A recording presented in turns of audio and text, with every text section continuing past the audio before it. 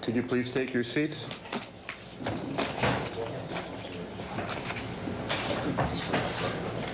This is a regular meeting of the Committee of the Whole, 22-16, and I'd like to welcome everybody who's here, and especially a person who sings their national anthem, Joel Longfellow. Thank you, Joel.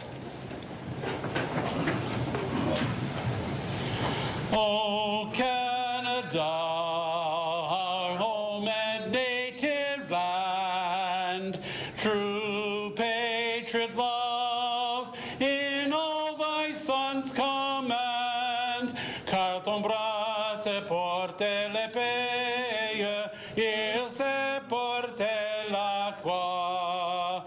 Ton histoire est une épopée des plus brillants exploits.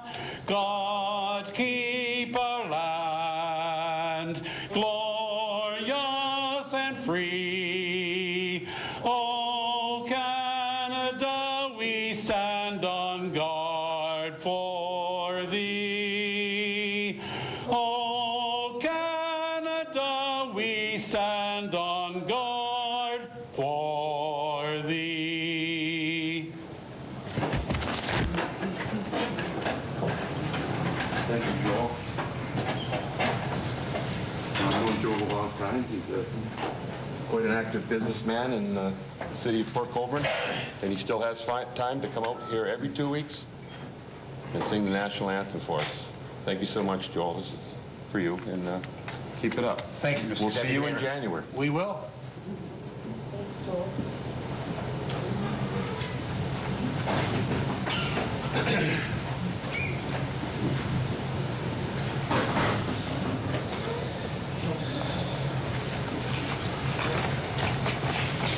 Clerk, are there any addendum items? There's one, Deputy Mayor, under item 6, adoption of the minutes. The regular meeting of Committee of the Whole should be 21-16 and not 20-16, being held on November 14, 2016. Thank you so much. Do we have a mover for the confirmation of the agenda? Ron Bodner. Seconder? Dave Elliott. Any disclosures of interest? Being none. Adoption of the minutes. The regular meeting of the Committee of the Whole, 21-16, held on November the 14th, 2016. Do I have a mover? B. Inadon. Thank you for seconder. Yeah, I better vote on that. All in favor? Thank you so much. Okay, determination of items requiring separate discussion. Barb? Thank you, Mr. Deputy Mayor. I'd like to lift number 5, please. Any others, Barb?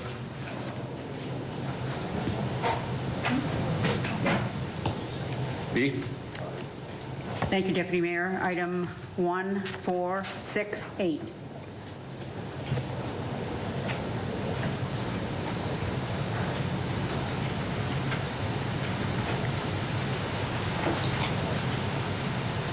Any other side? Ron? Thank you, Acting Mayor. Item 2, 3, 7, and 10.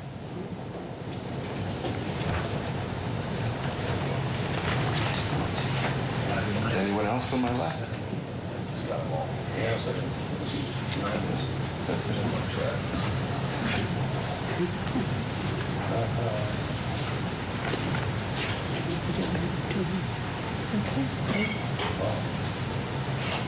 Yeah, item 2 had to be lifted. Yes, Counselor. 12. Please, item 12. Any other Counselor? That's it. Okay. Oh, that's it for me. Thank God.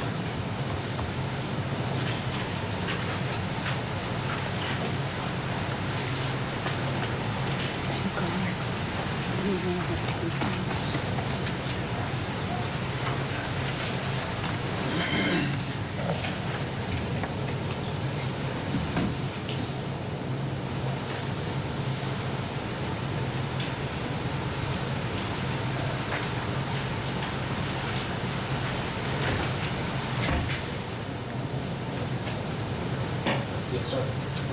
Oh, you're all done? Oh, I'm sorry. Yeah, I'm waiting and waiting.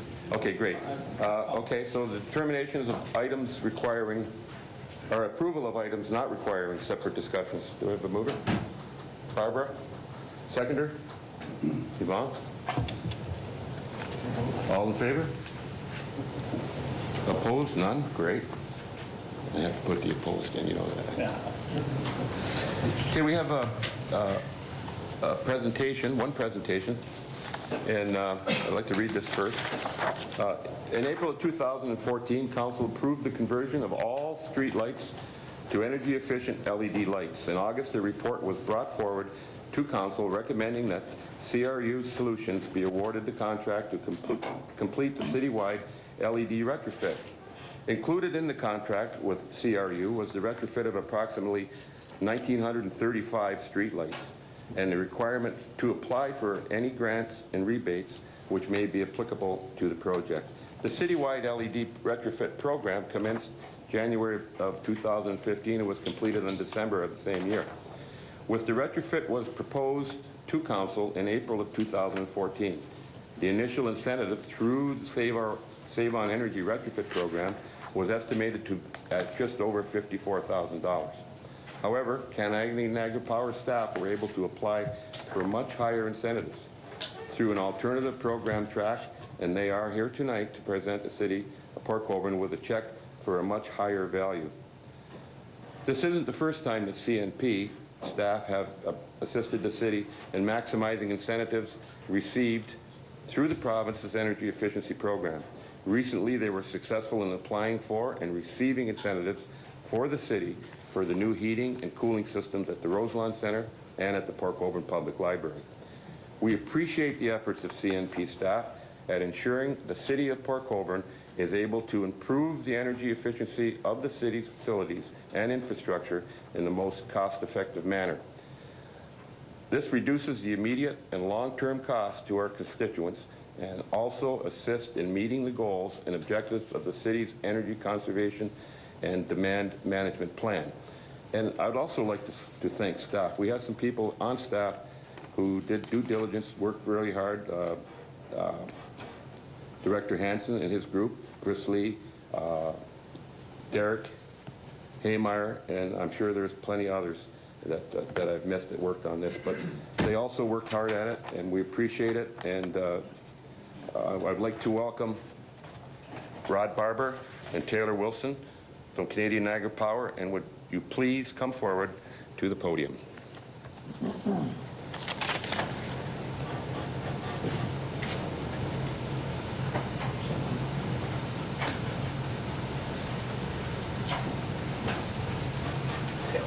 Good job. Yeah. I think we're going to get a bit of a photo here. I hope. Absolutely.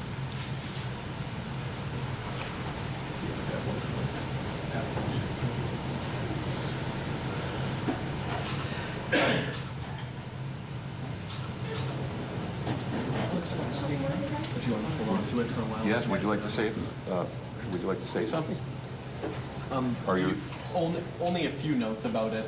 This project, in addition to having a cleaner, safer, and whiter light. Oh, sorry. Oh, I'm sorry. You can't. It's on.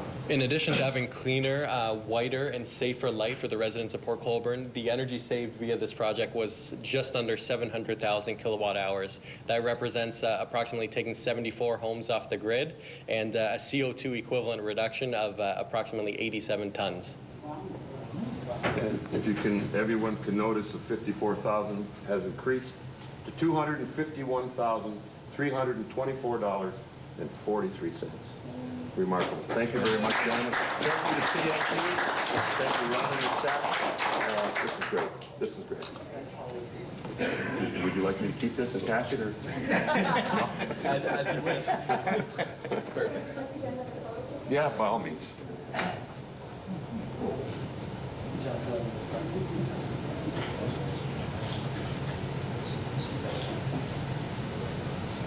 Great. Thank you very much.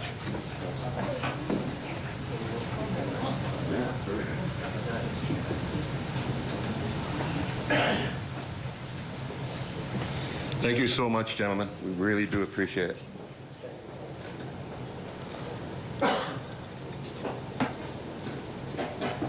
Moving along, we have one delegation, Mr. Alistair Davis, the Chief Executive Officer for Habitat for Humanities, presenting a recognition plaque and providing an update regarding the Bell Street Home Innovation Project to Port Colborne.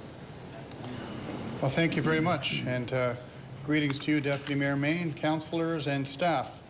We're really here tonight to recognize the city staff and the community, really, that reached out and made it so possible for us earlier this year to provide a local Port Colborne family with a much-needed affordable home for a family that really needed a safe, decent, and affordable place to be able to call their home.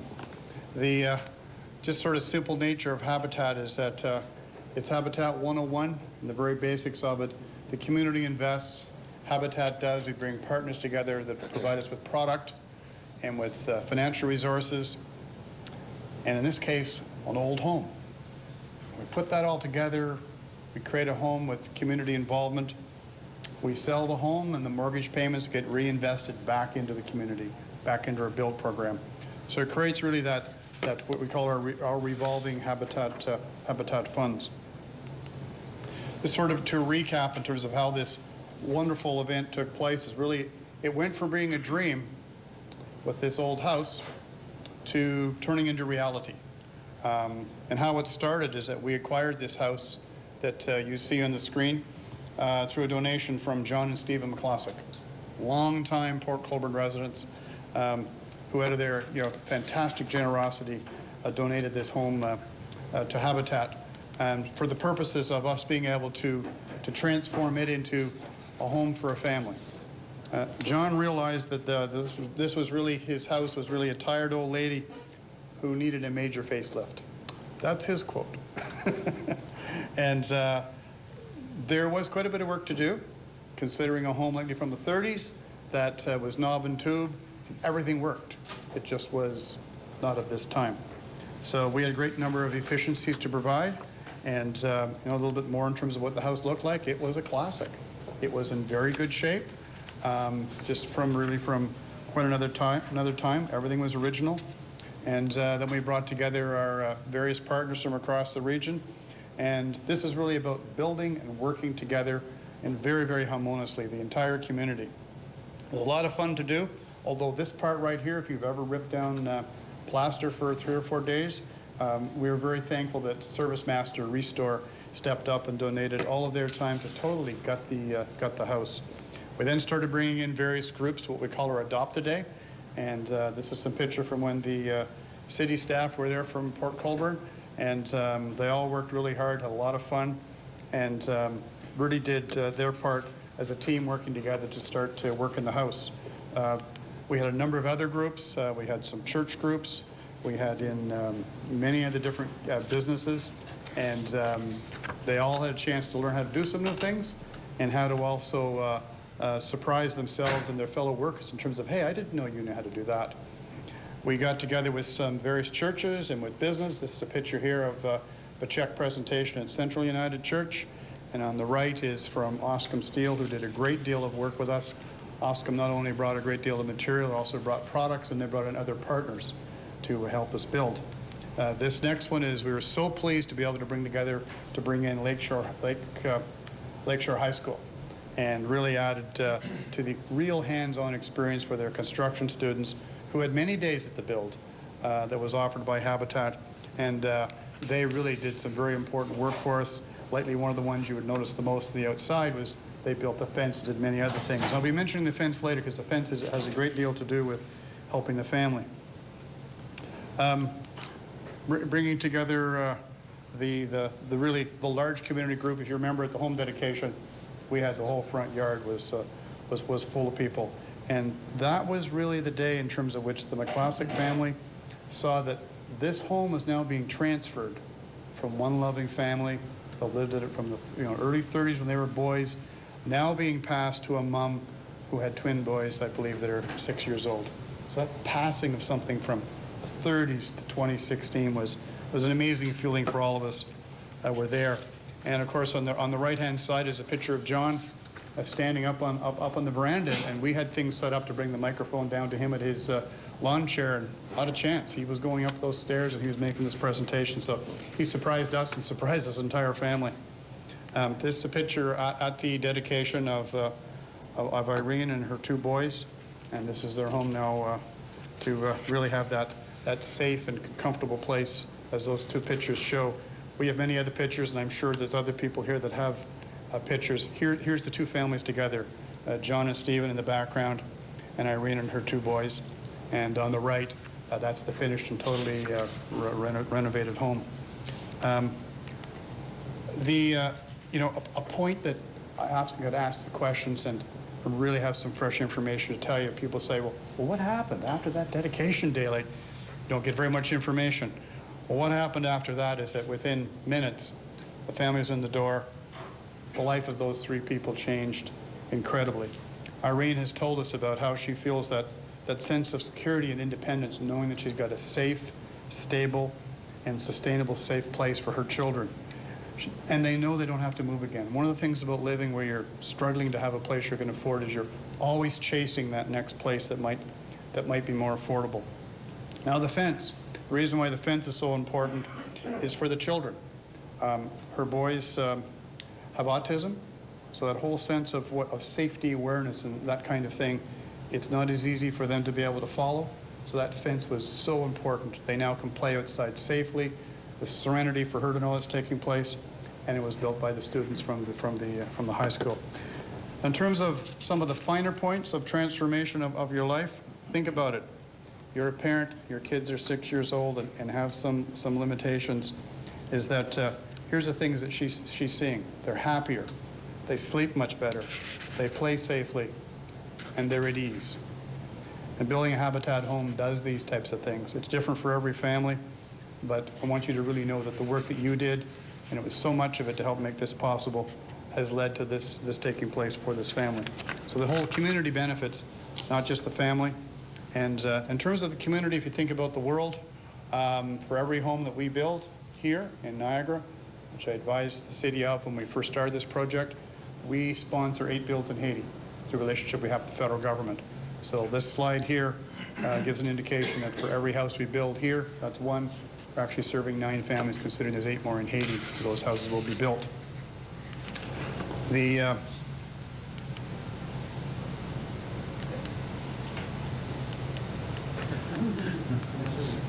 got too many slides. Oh, I see. The houses are filling in. Duh. Now we come to, what about the future? What's next?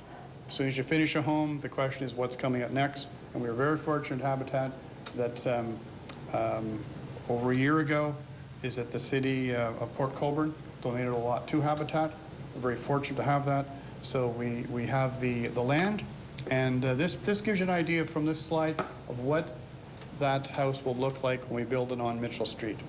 It's very much like a number of houses we've been building, and we anticipate about $110,000 in cash to build this home.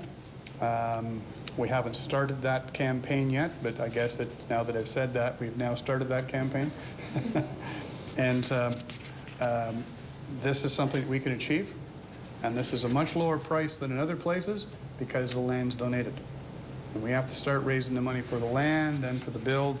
You start getting up into numbers that are much higher than this. So this is very achievable, and just want to also let you know that we have some support. We already have the support of the city in making this donation from the region, from Niagara Regional Housing, from the Niagara Regional framing crew, because we anticipate with this house, we will frame it in a day. Didn't get to see that with the most recent one, but it is a marvel to see. From Cotton Inc. will do the excavations and the cement work. Oscom Steel wants to continue to work with us. And there's a special picture there recently of a check presentation from Tim Hortons. They also want to continue to stay involved. We anticipate when we reach back to our already existing partners that we'll have more coming forward, and we look forward to doing that with you. The city has shown such amazing leadership. We're very proud to be partnering with you again, and you know, the many things that took place from fees being waived and the land donated, and we look to whether there's other ways in which we may be able to find funds, whether it's a CIP or equivalent funds. I don't know what they're called in various municipalities. But we know that you have really connected with Habitat, representing the entire citizens of Port Colborne, and are a model that we're sharing and telling about to people elsewhere in Niagara, other municipalities. And I get a chance to speak at various national Habitat conferences, and we talk about what happened here. And people just marvel at what we're able to do here in Port Colborne. So we want to continue to engage local businesses, churches, community groups to get those adopted days. It takes about 30 days of sponsorship to build a home with volunteers. There's some work we have to get, electricians and tradespeople to do on their own, but the Adopt a Day sponsorship program is very successful. And we will be, we're actually underway. We started searching for the family for that home. And it's quite a process. If you recall the last time, we want to do it right. We want this to be a blessing for the family. And it's been an amazing team building experience. And I think you likely had, if you were there, quite a bit of fun. So what's next? Mitchell Street. The money raised for that, we find the family, we get some build champions coming forward, we mobilize the community, we raise the funds, and we build. And we build when we get the funds raised. I have to go on that basis. I can't go in goodwill in terms of if you start it, the money will come. Maybe if you build it, the people will come, but if you build it, the money doesn't follow. You have to get it up front. So at this time, you've come a long, long way with Habitat, from the homes we built a few years ago through the ones we just completed. And I'm so thankful for the leadership of council and for councillors and many people in the community that stepped up as community champions and leaders. And I have a plaque that I'd like to present to the city, to the really representing our appreciation to all the citizens of the city. Thank you so much, Mr. Davis. I'll gladly take that for John Maloney, our mayor. That's great. And I can listen to you talk all day. Don't say that again.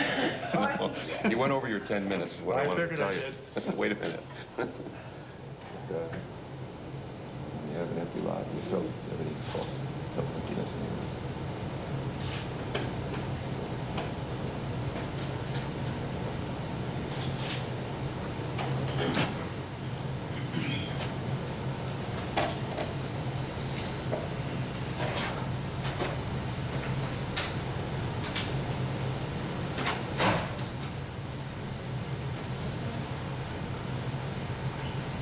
Thank you so much. They do. No. Okay, we'll see you again, I hope, and many times, and I'm looking forward to it, just really. Good. Thanks again. It's going to be a great build. Yep, I think so. Thank you.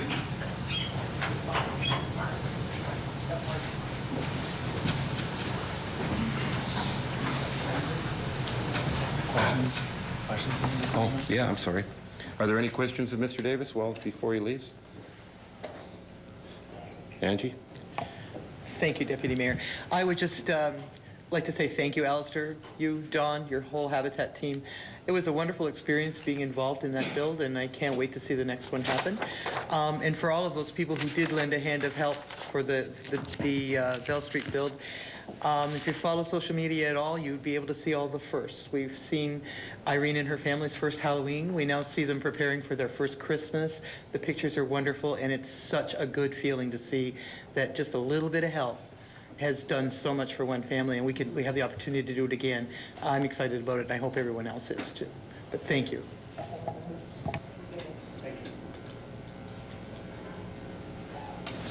No others? Okay. Moving along, the mayor's report. I haven't been the mayor that long. I think 8 months, deputy mayor. Close to it anyway. So I don't have a lot to say. I appreciate the opportunity. I appreciate the dedication from staff and always the help that I get from them. But I had the good fortune to be invited, took John's place at the AGM for the Pokemar. And it's the first meeting I've been at the Pokemar. And I found them an extremely professional group of people who are extremely dedicated. and what they do. And these guys actually go out in 10 to 12-foot waves when everybody else is tied up except the one guy to go and pull them in. And it's they're doing a lovely job at the marina. We've been invited to look at what they've done when it's done, so I'll keep you informed on that. And that's just about all I have to say. And now we'll move on to the Regional Councilor's report. Mr. Barrett.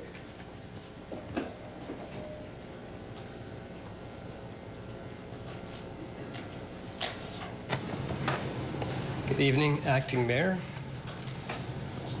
To be clear, I'm here this evening, as always, in my capacity as your elected representative at Niagara Regional Council.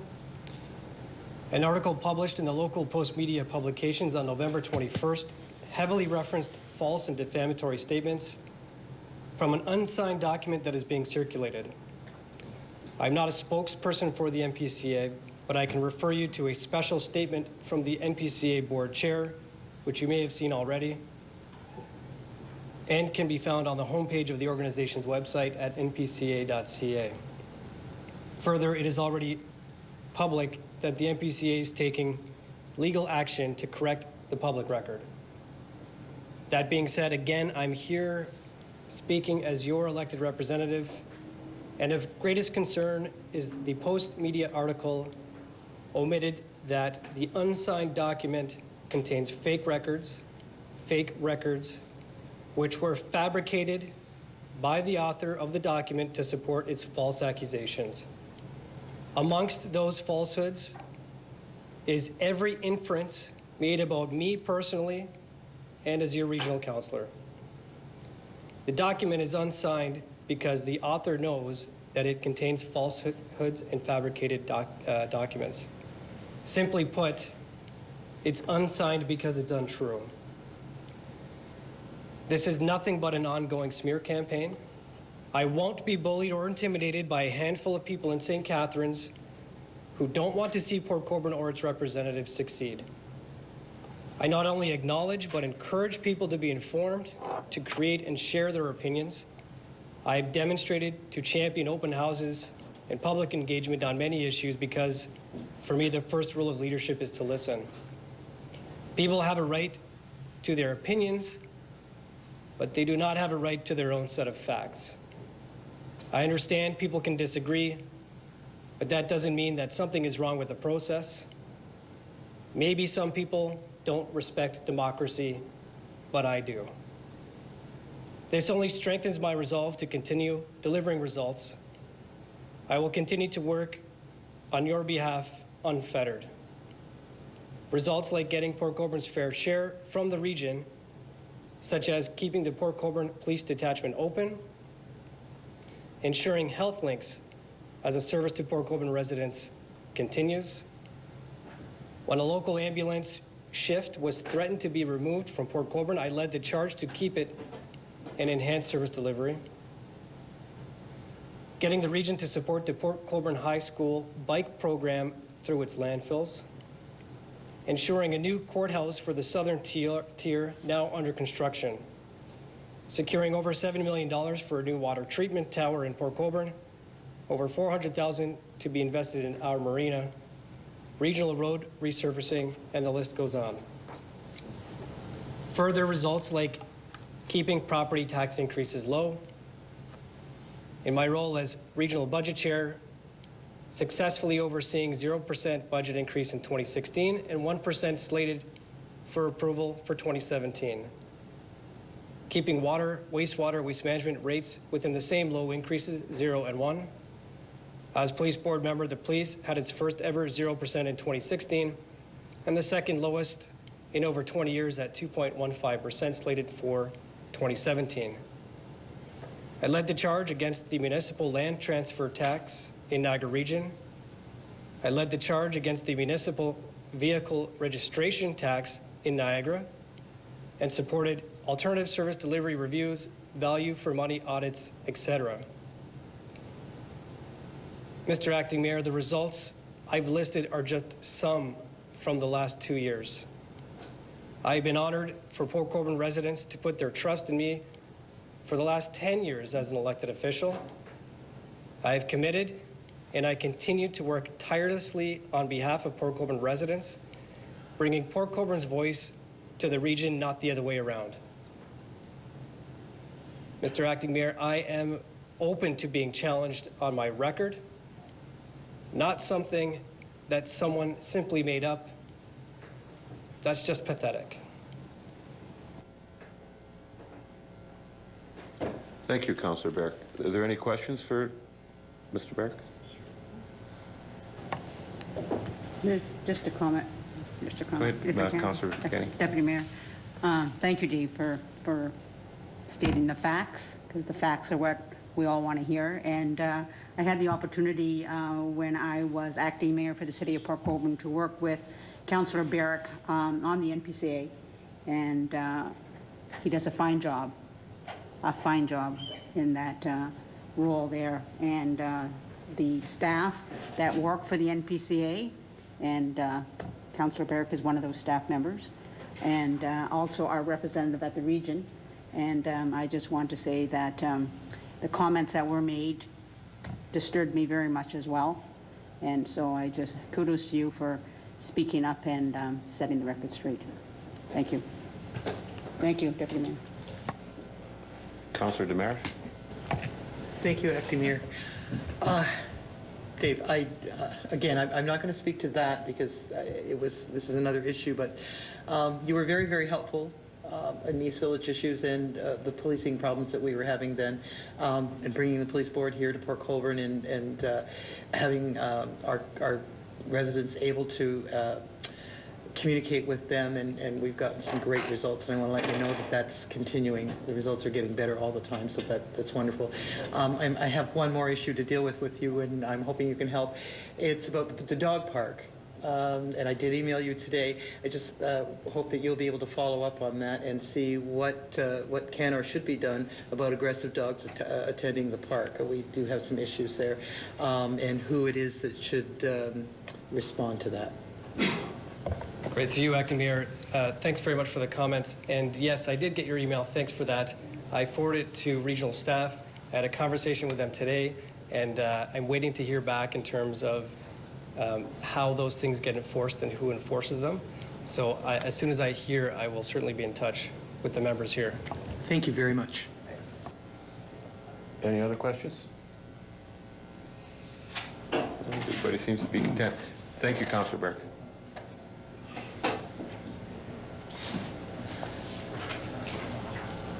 Councillor items.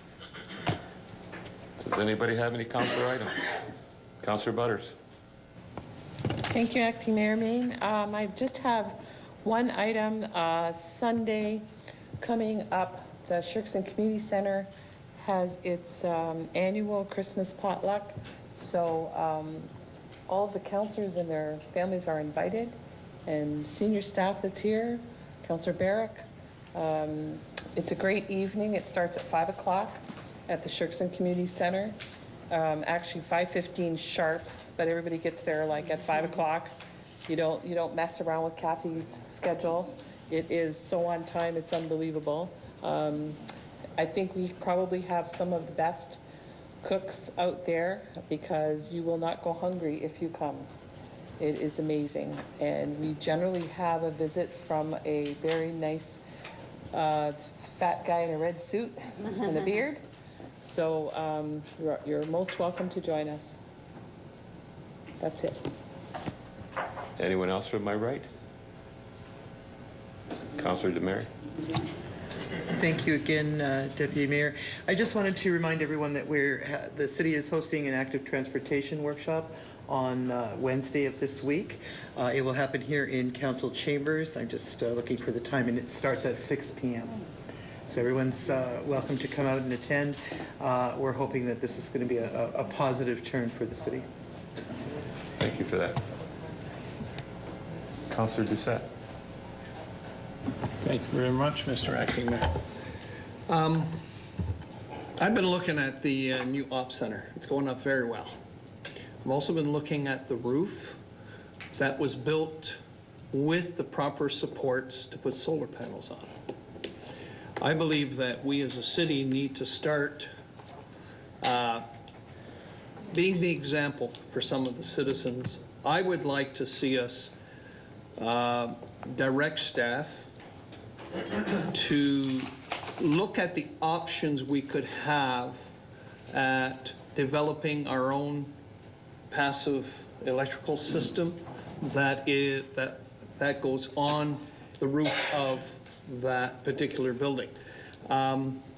Because it's up the way it is, whatever study they do, they can turn around and they have a better idea. Until it's up, you're just looking at drawings. Now that it's up, they have a better idea.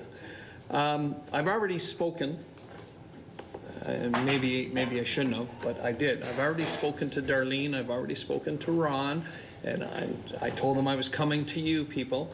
Darlene would be the person that would essentially look at all the options. By the way, when those two CNP guys left, I ran over there because I wanted to let them know that this was coming possibly out of council and that there are funding options there. They exist where we may be able to do it for, not necessarily for nothing, but close to nothing, and get money back in some way, shape, or form. But all those options would be something that Darlene would take a look at. So I would like council's permission that through council we direct staff to prepare a report that would give us all the possible options for passive electrical sustaining in the op center. And they could be solar panel, they could be a wind, but I don't believe wind would be an option there strictly because of the fact it's so far away from the lake, but who knows? But she can take a look at all the options and bring us back a report so that we can make a decision in some way, shape, or form. And she would look at everything, including the funding, getting a hold of CNP and seeing what they think we should do or how we should do it, and so on and so forth. So, but I need your permission to be able to direct staff to do that. And yeah, I was just going to say, Peter, we can do that right from here, can we not? If it's just a direction of staff?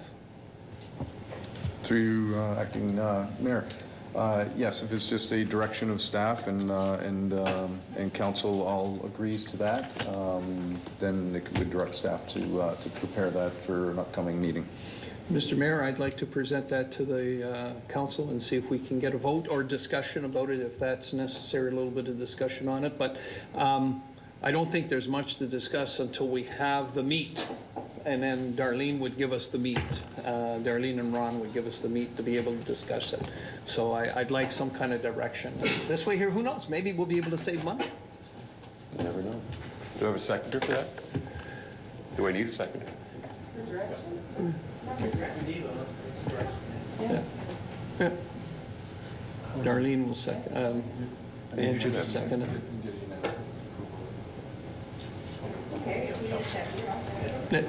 Councillor Butters? Yep. All in favor? Carried. Thank you. Ron, through you, sir, to Mr. Hanson. I don't think you can give me any direction as to how long this will take, but knowing that Darlene knew that this was coming and you knew, is there any indication as to possibly when this can be done? Through you, Deputy Mayor, to Councillor Doucette. I can't give you a timetable tonight. It's going to depend on the availability of all the elements that are involved with passive energy. So we've had the heads up on this. We're aware that it was coming. So very happy to bring this forward as soon as we can and give Council all the information they need to make a decision on it. Thanks very much, Mr. Hanson. Anybody else on the left? Mr. Councillor Natch. Just one request there tonight, if Ron could maybe get a hold of NRPD and see if we can get a little bit of presence down the far end of Steele Street there around Northland Ave. I guess the traffic's been pretty busy with the construction on Elm Street, and there's a couple homeowners that are worried about walking and the young children and stuff like that. So if you could maybe send a note to the boys in blue and see if we can't get them to park on Steele Street for a little while and maybe slow up a few cars, please. Thank you. Anyone else?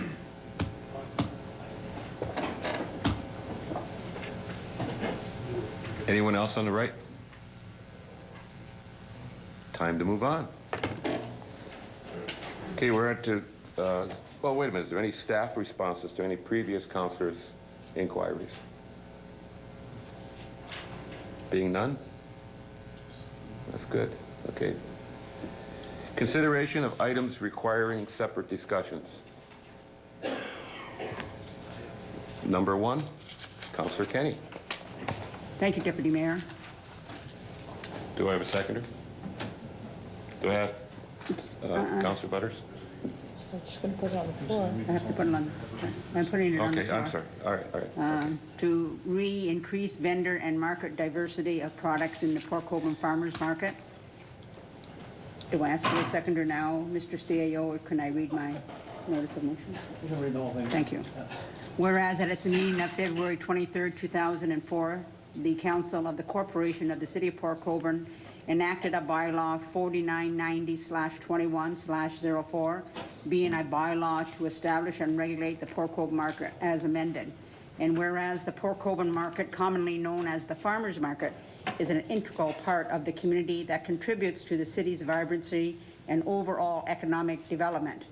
And whereas bylaw 4490/21/04, the market bylaw, generally provides that the farmers market shall be used for the sale of local producer-based goods such as grain, meat, vegetables, eggs, honey, maple syrup, plants, dairy produce, nuts, spices, baked goods, homemade preserves, homemade crafts, and original art.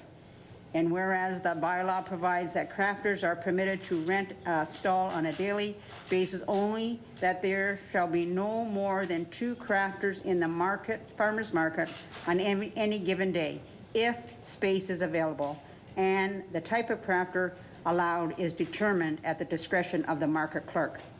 And effective May the 1st, 2016, Ontario Regulation 720 under the Liquor License Act was amended to permit the sale and sampling of Vintners Quality, VQA, wine and fruit wine, including cider made from 100% Ontario apples at the farmers markets in Ontario.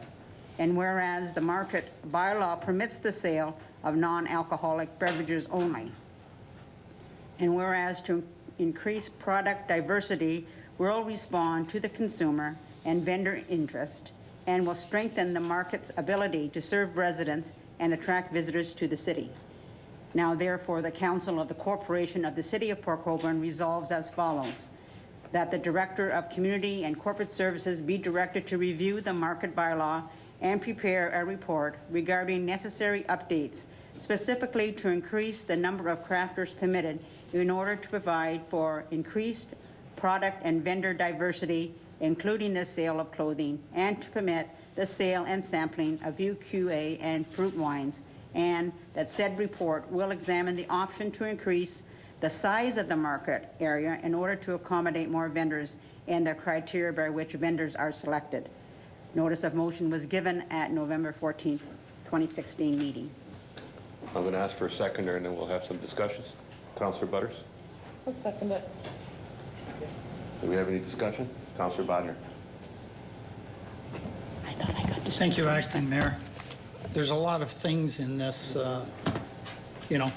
mixed in. Some I like, some I don't like.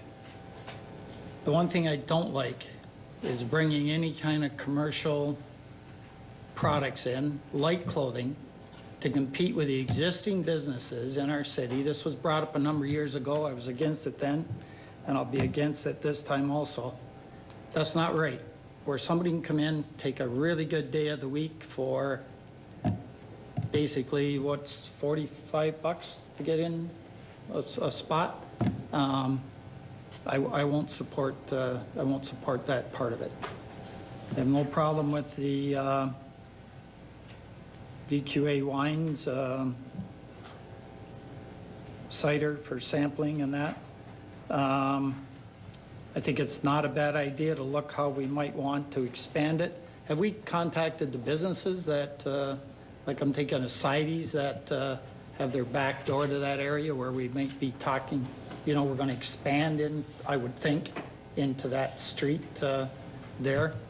That'd all have to be part of it, you know, we disrupt somebody's business.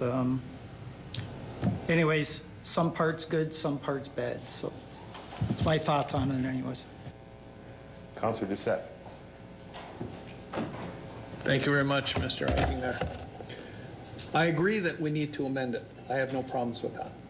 But I agree also with Councillor Bodnar. Anything that is commercial, anything that, I mean, at one time we used to have a guy that used to sell bedding, and he left and was asked not to come back because he was competing with people in town.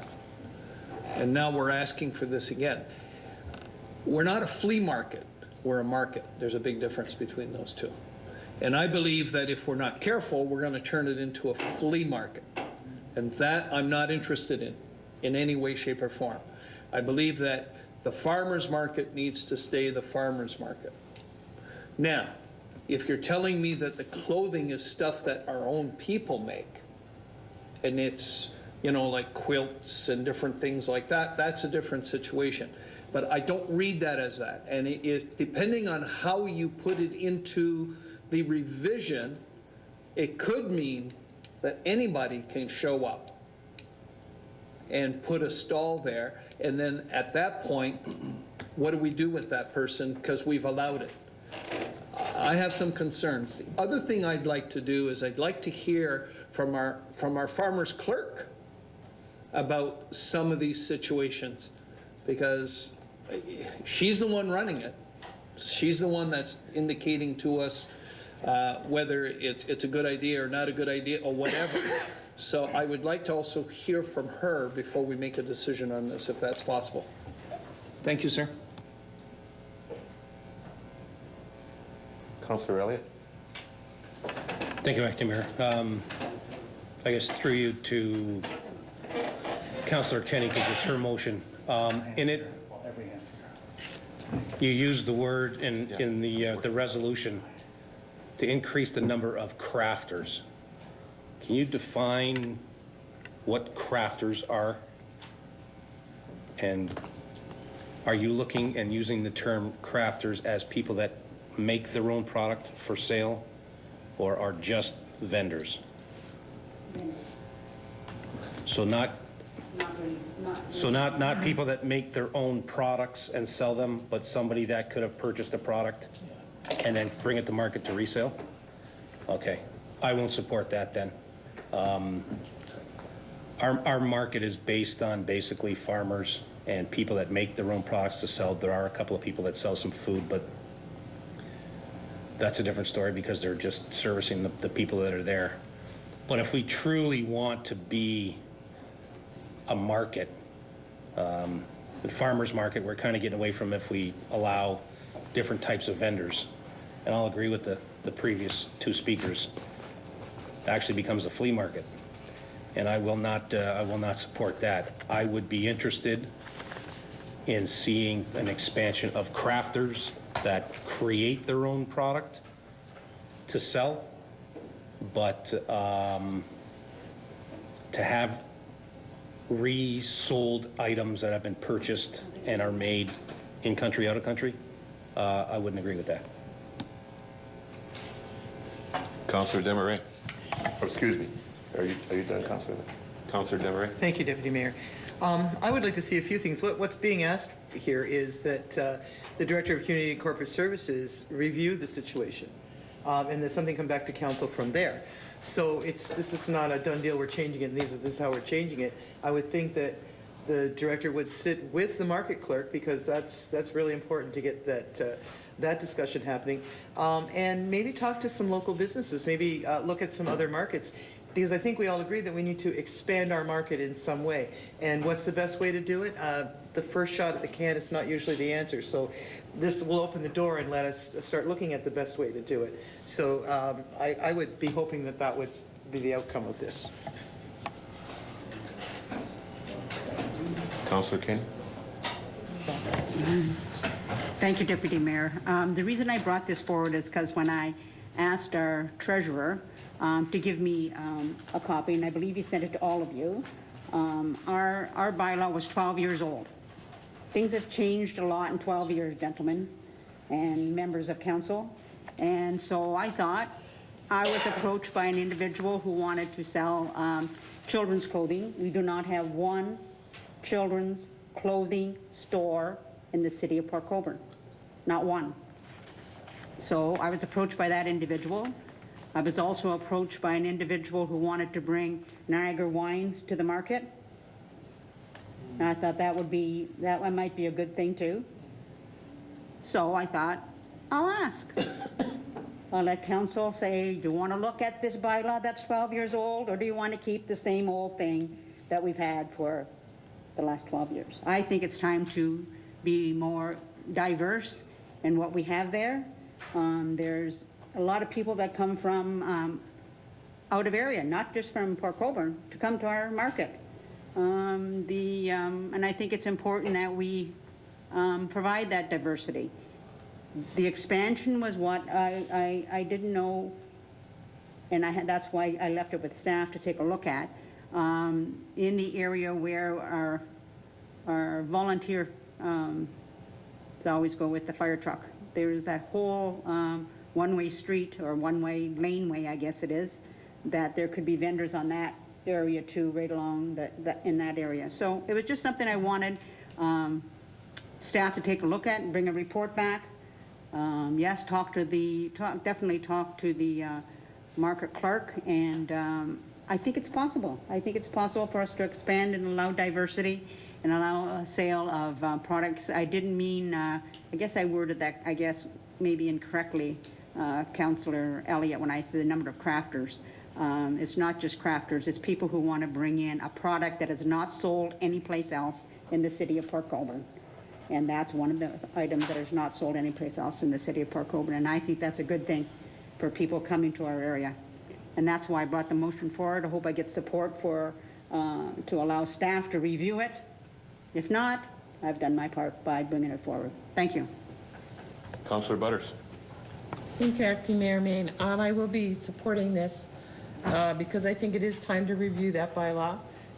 I think I personally think it can be a very good thing to offer some diversity and something that maybe isn't at other farmer markets. And I certainly trust our staff and our market clerk to review this properly and come back with some good suggestions for us to look at and then debate at that point. Thank you.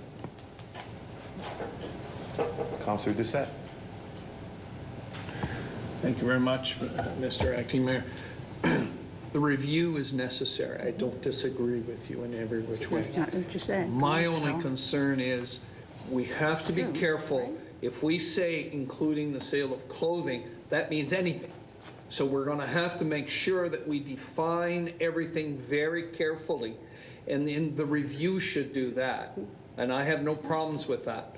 But if it comes back with totally open, I will tell you that I will not support parts of it, because I just don't want a flea market. I don't want a flea market. Simple as that. Our market is good. We have people from all over that come to our market because it's a market. It's a farmer's market. It's nothing else. So it's a review. I'm more than willing to support a review, but it has to be a review of everything. It's more than just farmers. Anyone else? Councillor Kenny. Just to respond to that, Deputy Mayor, that's why I asked for a staff report. I asked for a staff report to take a look at it. That's all I'm asking. Everyone, as Councillor Butter says, this is not the time to debate. This is the time to either support a motion to review a 12-year-old bylaw or not. That's all I'm asking, sir. Thank you. Any other requests? Is it time to call for the question? All in favor? Carried.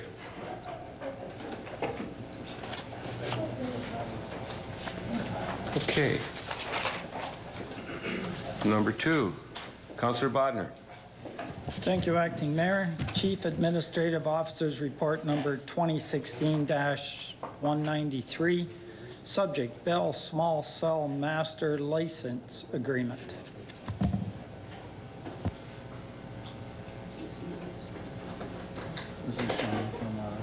need a seconder? Yeah, I'm looking for a seconder. Councillor Natch, You want me to? you want to do an introduction, please?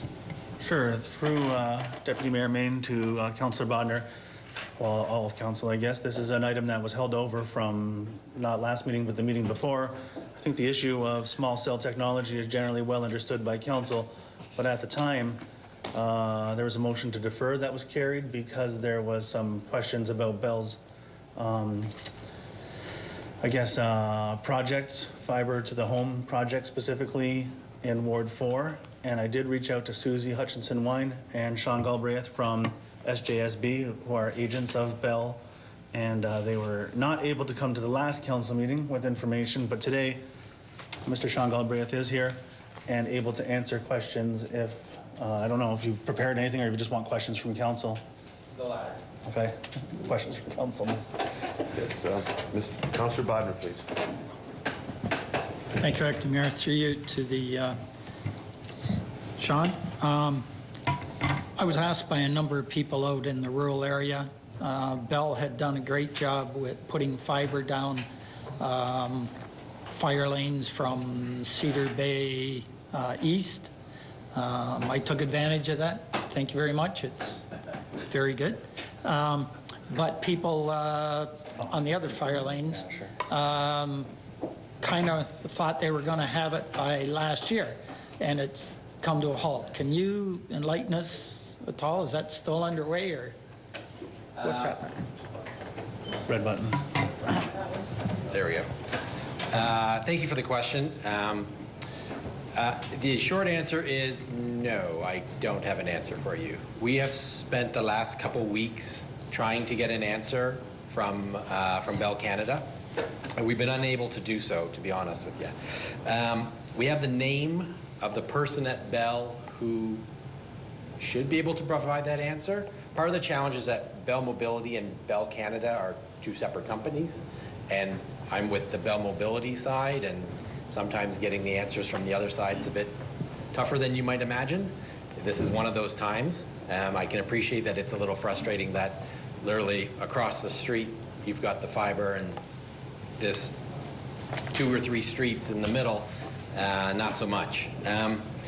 My recommendation would be that a sort of official request come from Port Colborne directly to Bell Canada, cut me out and cut out Bell Mobility and go straight to the source. The person would be his name is Richard Grisdale, and I can provide Scott with the with his contact information. Unfortunately, I don't have more information to share. We hit a brick wall ourselves. Councillor Bodnar. Well, thanks for trying. Me and a million other people being on hold with Bell for 2 or 3 hours trying to get an answer. I can appreciate your, I know the feeling. Your response. But that being said, I certainly would like, staff to send something off now that we have a possible contact, anyways.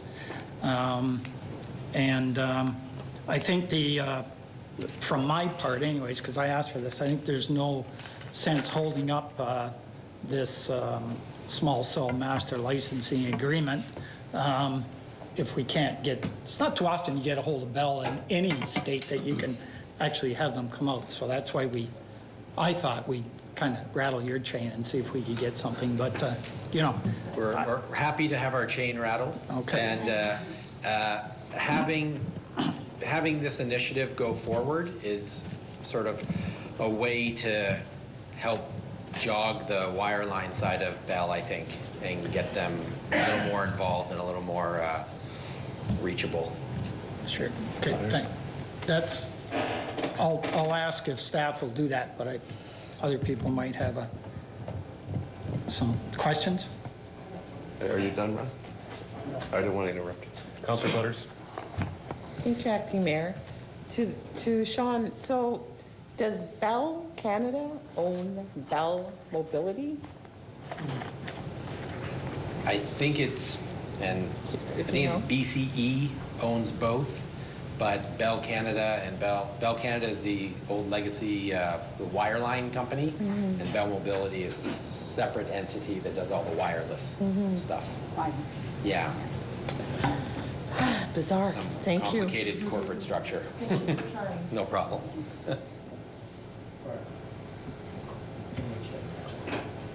Anyone else? Councillor Kenny? Councillor Bodnar? So can I make that request and get council support for sending off something asking about, you know, why the holdup on the installing of fiber on in Ward 4? Thank you. And Barb still seconds that? I certainly will. Okay. Call for the question. All in favor? Opposed, if any? Carried. Thanks, Sean. Thank you, Sean. Thank you.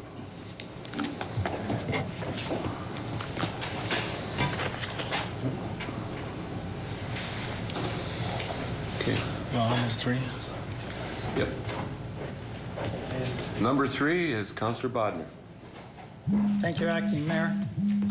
Fire and Emergency Services Report number 2016-183, subject Rural Fire Station.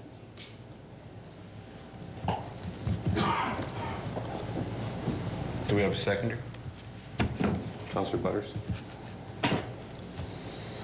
Any discussion? Councillor Bodnar?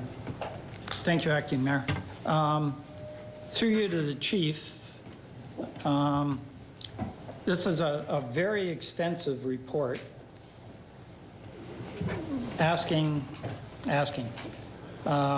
You were directed by council to come up with some thoughts, options, next steps, how this may all unfold. And I thank you for the report. It is quite good, I think. There is a large dollar figure provided, and Chief, I just wonder how you came up with that dollar figure. I know it's still a work in progress, and I think it was 1.6 million, if I'm. Anyways, through you, Acting Mayor, to the chief, I wonder if the chief could just fill us in. I'll ask a couple questions, if I might. That one there, the dollar figure, and also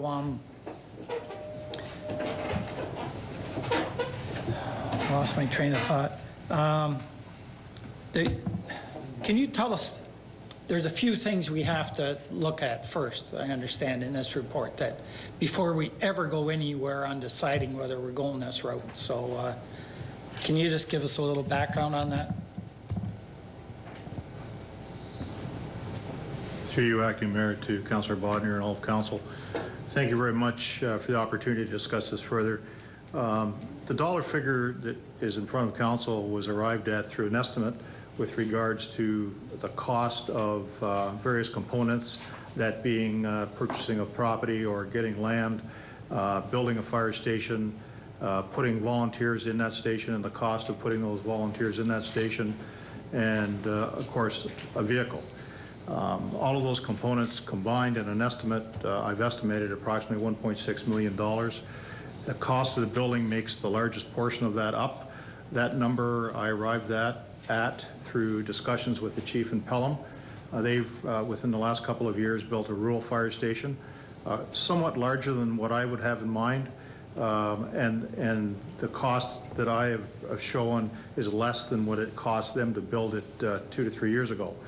The building and structure that I have in mind would be a steel type structure that would have probably space for at least 1.5 vehicles, one office, and possibly a room for training and various things of that nature. Obviously, there's some other options that are available to council, and the report speaks to that with regards to offering opportunities for volunteers to live within the station and function as volunteer firefighters for the corporation. That's the first component. I hope that answers that part of your question. The second part of it basically comes down to We do have options. One of those options is to stay as we currently are, recognizing that our response time in the urban area is about 6 minutes versus about 12 minutes or thereabouts in the rural area, sometimes a little more, sometimes a little bit less. Our call volumes in total over the last 3 years, just under 200 calls in that particular area that we're talking about, with regards to more than 8 kilometers from our current station. The other component that comes into play is we could service our furthest area away from our current station through an automatic aid agreement with the town of Fort Erie. I have had a couple of discussions with the chief in Fort Erie with regards to are they interested, and the answer to that question is yes, they are interested in providing that service to us, either on an interim basis or if council were to decide to stick with just one fire station on a more permanent basis. There would definitely be cost involved. He's indicated we would probably follow the MTO rates on a per hour basis per truck. That would have to be decided through further discussions with the CAOs, and both councils would have to be involved in those discussions at some point in time. And there may or may not be a fee to provide that service on a regular basis. With the understanding, of course, that if their resources are tied up, they aren't going to come. They would have to have that out clause, similar to what we would if we were to provide that service to a neighboring municipality. And the situation changes. I know for a fact that they're currently looking at amalgamating current Ridgeway and Crystal Beach into one station. That has been discussed. That could affect the distance, the travel distance that they could protect for us. I have driven the distances from both Crystal Beach and Ridgeway. Those distances would give us coverage of less than 8 kilometers up to approximately Pleasant Beach Road. And that could be, in my discussion with the chief, he's looking at an area somewhere between those two stations, Crystal Beach and Ridgeway, probably on the Gorham Road, or Ridge Road, I should say, and Dominion Road area, if they can get land there to build it, and if council moves ahead with that project. So those are the types of things that all come into play. Obviously, the process, as I've indicated earlier in the previous report, we're looking at probably a 2019 timing for it. That would coincide with the current station being paid off, and a portion of that debenture payment could be used to offset the cost of the new station. And obviously, we would have to delve very carefully into the types of property and where we might, I have an idea of where I would like to see it, but the reality is we need to be careful with how that's divulged. And secondly, we'd have to find out, most importantly, if there's interest in the community in that area of serving as volunteer firefighters. Now, my thought process on that would be that I would, with council's concurrence, I would offer up an open house at the Sherkston Community Center and advertise it and see if we do have interest in people in that particular area in serving as volunteers. Quite frankly, if we don't have the interest, there's no sense building a fire station. We need to determine that ability first of all, and if we do have the interest, that's probably the first step we need to take from here on in to see if in fact council supports it. Any other discussion? Councillor Datch? Councillor Allen. Through you to the chief. Chief, I noted a couple things down here. I spent 15 years in the volunteers. Proud to say I did. I learned lots, I remember lots, and the education still works for me every day. I was a part of the, well, I wasn't a part of it, but I was in the volunteers when the station came up on Mellenby, and it was going to be the latest and greatest, and that's what we needed in this community.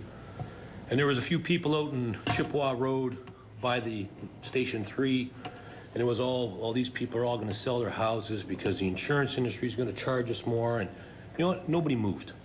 Nobody moved. Those people stayed right where they were, because who really looks at when they purchase their home whether their house is going to burn? Because I think there's more break and enters than there is fires in your homes. So, you know, and you wanted this big fire hall, you got it. They took away that Station 3 that we used to call it down in Bethel, and it was sold off. And Station 2 on Bell Street was where the volunteers went. We used to keep a truck in Bethel. We had a tanker out there as far as I can remember, and we had the LaFrance out there or whatever. But I don't know. They say the insurance thing is a no-brainer because I don't think anybody really cares. When I was in the volunteers, we had 65 volunteers.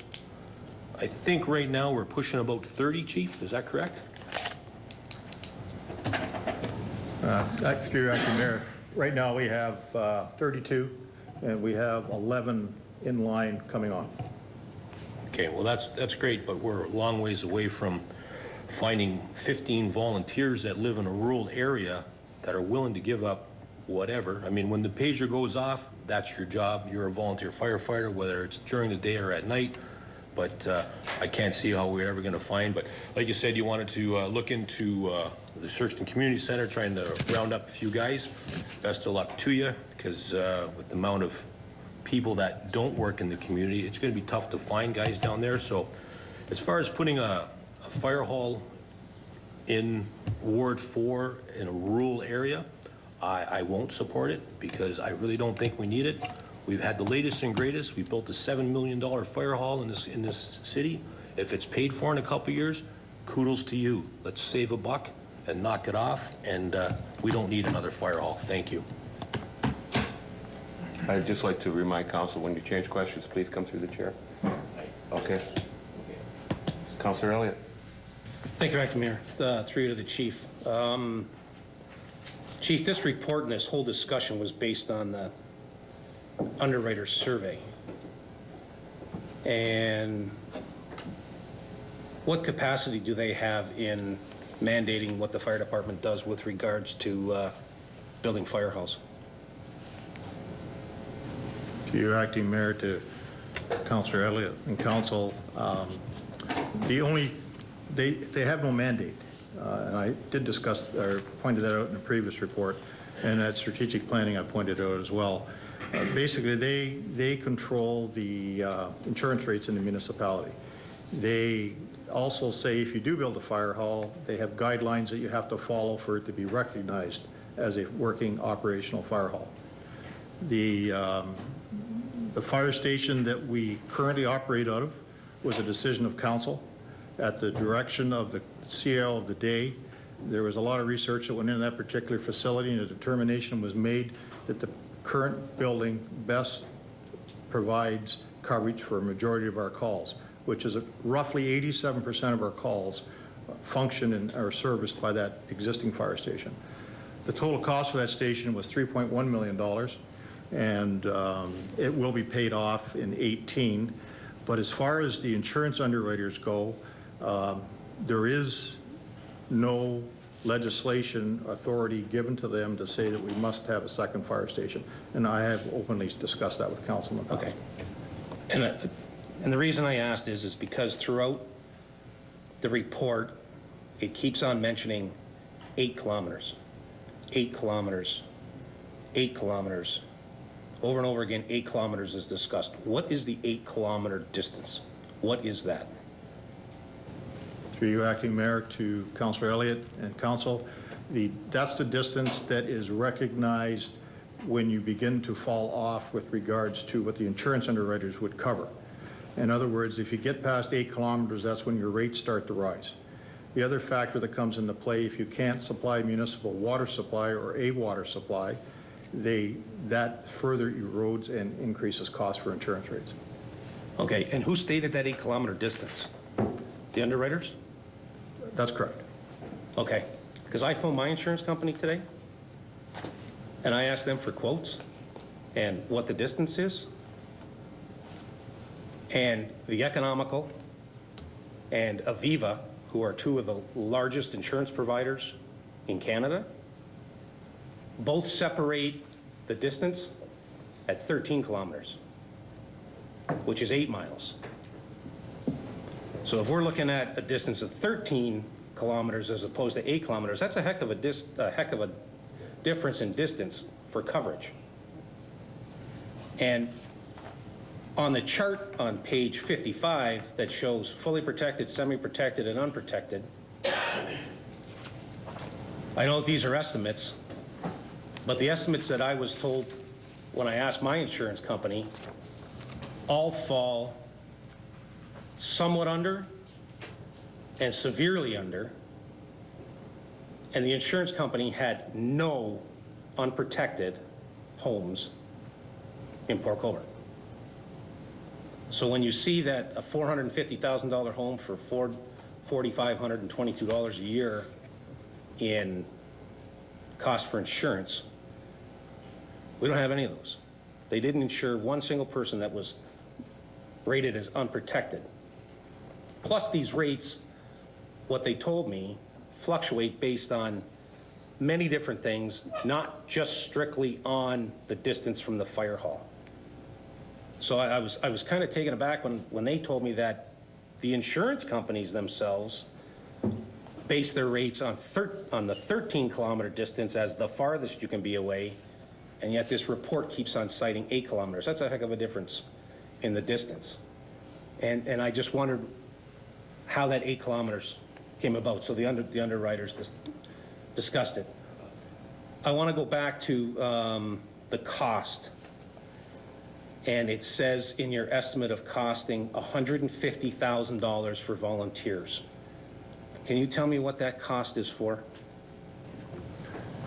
Through your worship, to Councillor Elliott and Council, that would be to hire 15 firefighters, volunteer firefighters, and we have discussed that previously with regards to the cost associated with the hiring of volunteers in anticipation of increased costs for bunker gear, which we are going to be seeing in the very near future. I best estimated that that would be the cost for putting 15 volunteers in the station, fully equipped, ready to go with pagers and so on. So that's about $10,000, an estimate on $10,000 per volunteer. Your worship, the estimate is based on the fact 2 sets of bunker gear. Right now, bunker gear is costing us about $2,000 just for the bunker gear, plus the other associated equipment that goes with that. And we're estimating that it would somewhere be, at that stage, it could be as high as that. That's the number I chose versus lowballing to try to sell it. I tried to be more upfront with regards to what I anticipated cost could be. And the cost for the apparatus equipment, that includes a new truck? Through your worship, yes, that would include a new truck.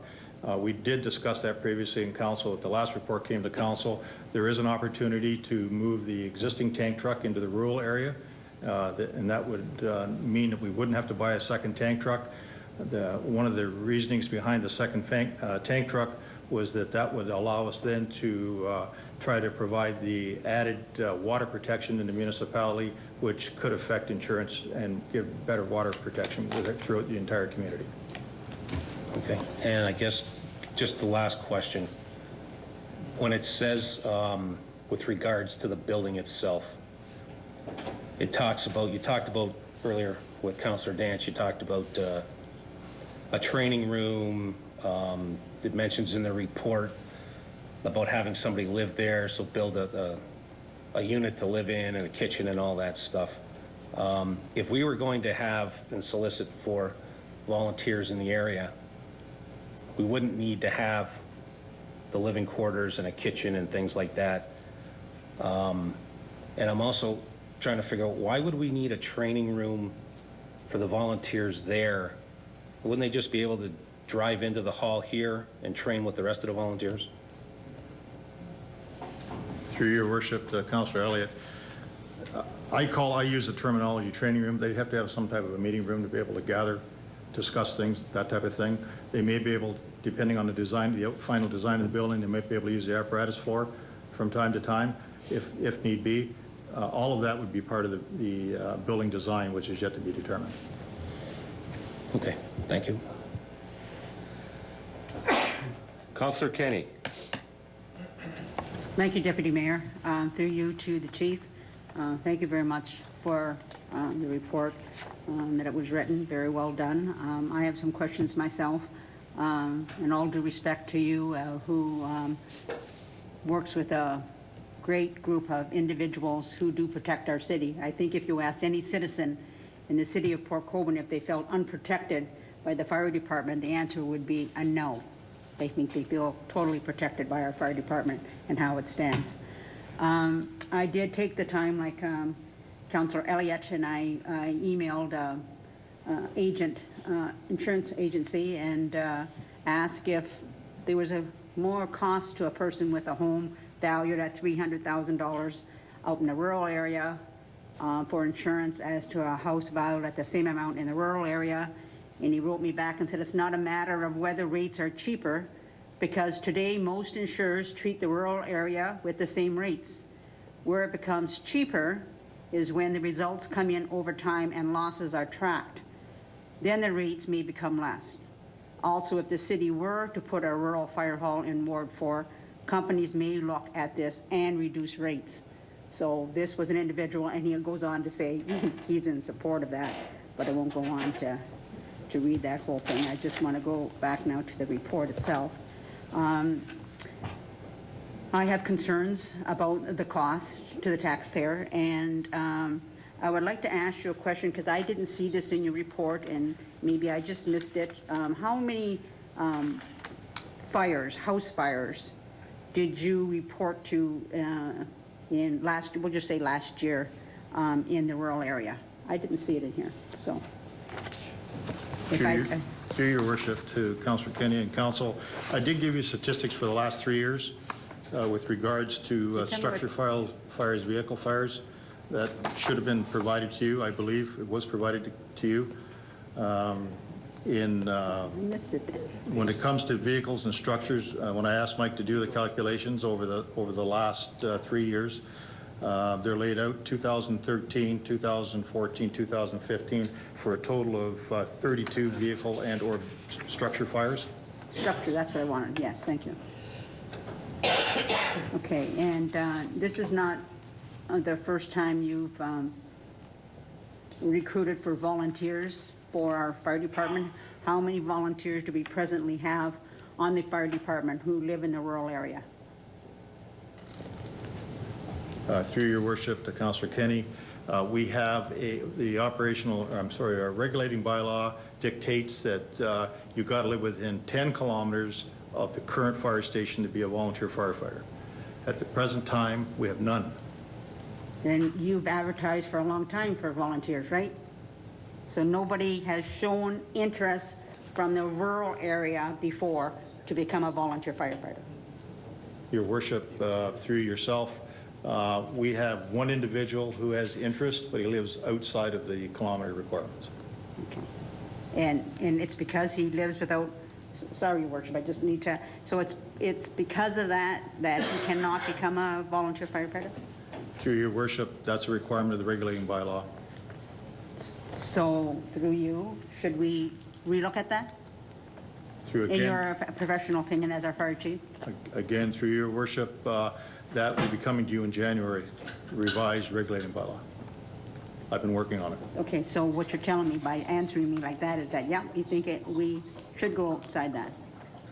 Again, your worship, my answer to you would be that, yes, in all likelihood, at one time we used the municipal boundaries as our borders. If you lived within the city of Port Colborne, you could be a volunteer firefighter. That was changed from a legal perspective because it can't be enforced by law, whereas a radius determined through distance can be. Okay. The deputy was smiling, so I take it that. Okay, that was my main question, that, you know, you've advertised, you know, and it's always great when we get them, and it always surprises me that people have that really it's courage to be a volunteer firefighter, because you can get into some very tough situations. And when I was a member of the provincial awards for firefighters, and I was a member of that for about 6 years, and most of them were volunteer firefighters who went into structures fires. So I know what they faced. So that's the main thing. I didn't think they needed a training room. I certainly did not feel that was necessary, because you have your training rate where it is. And I think you've answered all my questions. So thank you for that. Chief? Thank you for that, Councillor Kenny. Councillor Butters? Thank you, Acting Mayor Main. A couple of things. Interestingly enough, for our own insurance for our house on Weaver Road, one of the questions on the questionnaire is, you know, do you have a fire hydrant nearby? And the fact that I have to say no, I don't, you know, does have a small effect on ours, and that's fine, and we accept that as living out in the country, and we're not going to have a fire hydrant, and that's the way it is. But what I want to bring up here is that I want council to keep in mind that the very first step of this process is really determining if there is an interest from that area for volunteer firefighters. Because if there is not, then this doesn't go any further. In the past, in past reports, it's actually identified as a future need and for a rural fire station. I want to remind people that, you know, say the Shirkston Resort is some 50,000 people, you know, every summer. That's huge. So I'm supporting this from the chief, because I think that we should at least investigate all the aspects of it. And the very first thing is, are there volunteers, are there numbers of volunteers out there that would be available for this? And if there isn't, then this is not the time to go forward, and we wouldn't be able to. So with that, I'll just pass, and hopefully the rest of council can see their way fit to at least let this proceed to the next step, and then debate things if it comes to that. Councillor Desmarais. Thank you, Deputy Mayor. I will be supporting it as well for many of the reasons that Councillor Butters just stated. And on top of that, I look to how our city is going to grow. I can't see too many places in wards 1, 2, or 3 where you're going to have a lot of development. We're getting full. So where's the logical place for development? It will be Ward 4. And I do think that looking down the road in the years, we need to be planning for another fire station. And that doesn't mean it has to happen in the next year or two, but it has to be something that should be there on the shelf, ready to go. And I think, as Councillor Butters said, the first step is to find out if there is interest within the volunteer component. If you can't develop that, it's just a no-go, and it sits there. But if you can develop that, then that discussion should come back to council again. So I will be supporting it on that basis. Yes, Councillor. Just as a point of clarification on what Councillor Desmarais said, that there's no room for development in wards 1, 2, or 3. That you said that there was no room for much development in wards 1, 2, and 3. Pardon me? Much. Excuse me. Much room? Not much room. Not much room. I'll ask the Director of Planning. Dan, how many plans of subdivision are on the books in wards 1, 2, and 3? Through Acting Mayor to Councillor Elliott, there are 2 draft plans of subdivision, Rosemount Estates and Rosedale Estates. And how many extensions on, I'll say, possible plans of subdivision have we granted, including in behind Canadian Tire, just out on the west side of town? How many units are planned for Westwood 2? How much room is there in wards 1, 2, and 3 for development? Through you, Acting Mayor to Councillor Elliott, the draft plans that have been previously approved in behind Sobeys Plaza and Totco, north of Main Street, they have lapsed. So there have been no extensions to those. Council did not want to extend those. For Westwood Estates, there is a lot of available lands for future growth. There are a lot of lands available in Ward 3 on the north side of Main Street, east of Minor Road, and behind Sobeys. There's a large tract of land there. There also is a large tract of land in Ward 4 along Kalali Street East. My only comment is the lands that are in the Ward 4 that are not serviced or potentially serviced, you're just going to have limited infill type growth on tracts of rural land. but you're not going to have a plan of subdivision out in Ward 4 unless it's within the urban area boundary. Thank you. So I would suffice it to say that there is literally 1,000 possible development sites, parcels of land in wards 1, 2, and 3 where plans of subdivision were on land and are on land now. When you take a look at the amount of land that's available. So to say that all the development, that there's no development land or little left in 1, 2, and 3, and all the development will be out in Ward 4? No, I don't think so.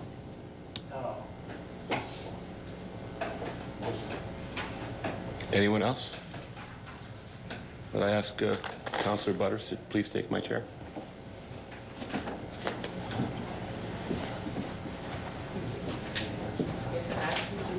I know, I asked about that.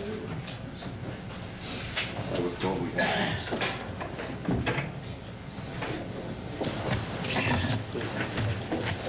Councillor Main, I assume that you have some comments to make? Yes, I do. Councillor Butters, I don't. I just have a few. One is all our response times are through a full-time haul. They're based on that full-time haul as far as how we do our response times, because those are the guys that are in the truck and they're on the move. Now, I know that Crystal Beach, and they're not, they're volunteers, so that it would be interesting if we could find out what the response times from that end are to here. And not unlike yourself, 2 weeks ago I was down having, right across from the Crystal Beach Hall, and I decided I would drive to see where the kilometers took me. And I went up Gorham Road to Highway 3 because to me that was the most direct and fastest route. It's straighter. And I was right around 12 kilometers when I hit the Holloway Bay. So I continued on to the hall, to our hall, Station 1. And from Holloway Bay to the bridge, it was right around 10 kilometers, a few hundred feet in either way when my odometer switched.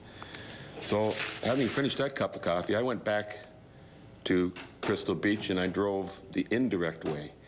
And the 8 kilometers took me to Empire Road by going up Rebstock and Far Road.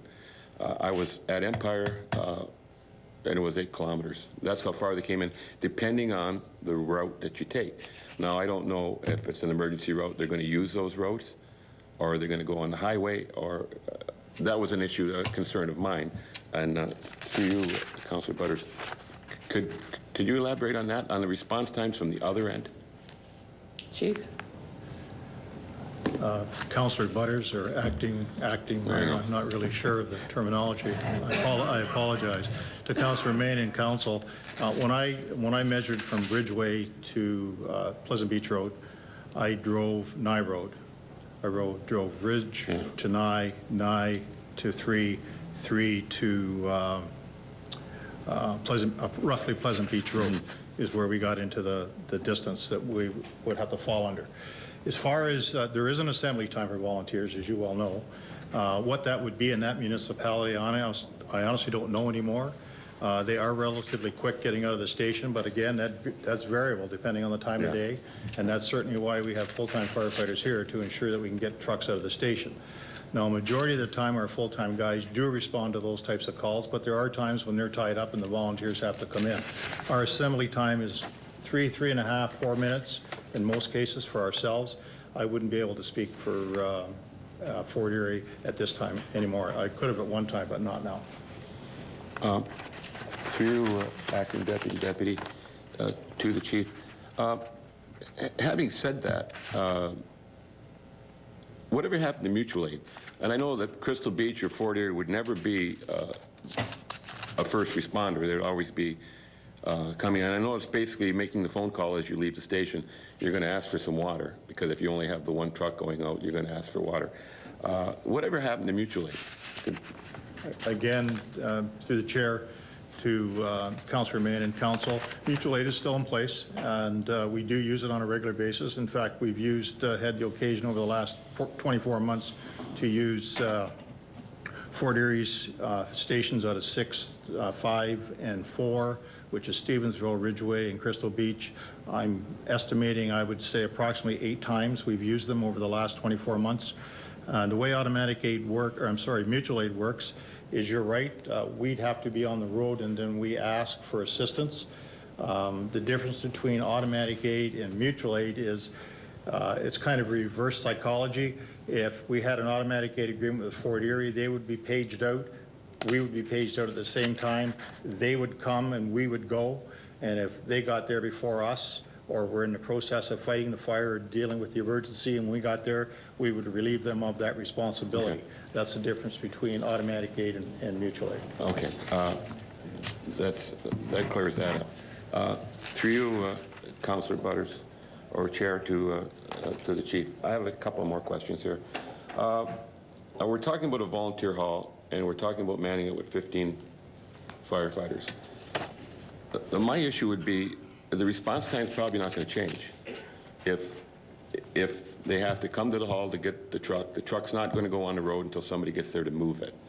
So as far as response times goes, to give people a false sense of security that the response times are going to change, probably is not going to happen. And I've been in the volunteers long enough to know that I'm wearing a 25-year ring, and there's not too many of those going to be handed out in the next few years. People change, people move. I don't know what type of managerial setup you would have at a volunteer hall in order to get response times down. Were you thinking about them people staying there and get paid by the hour? Chief?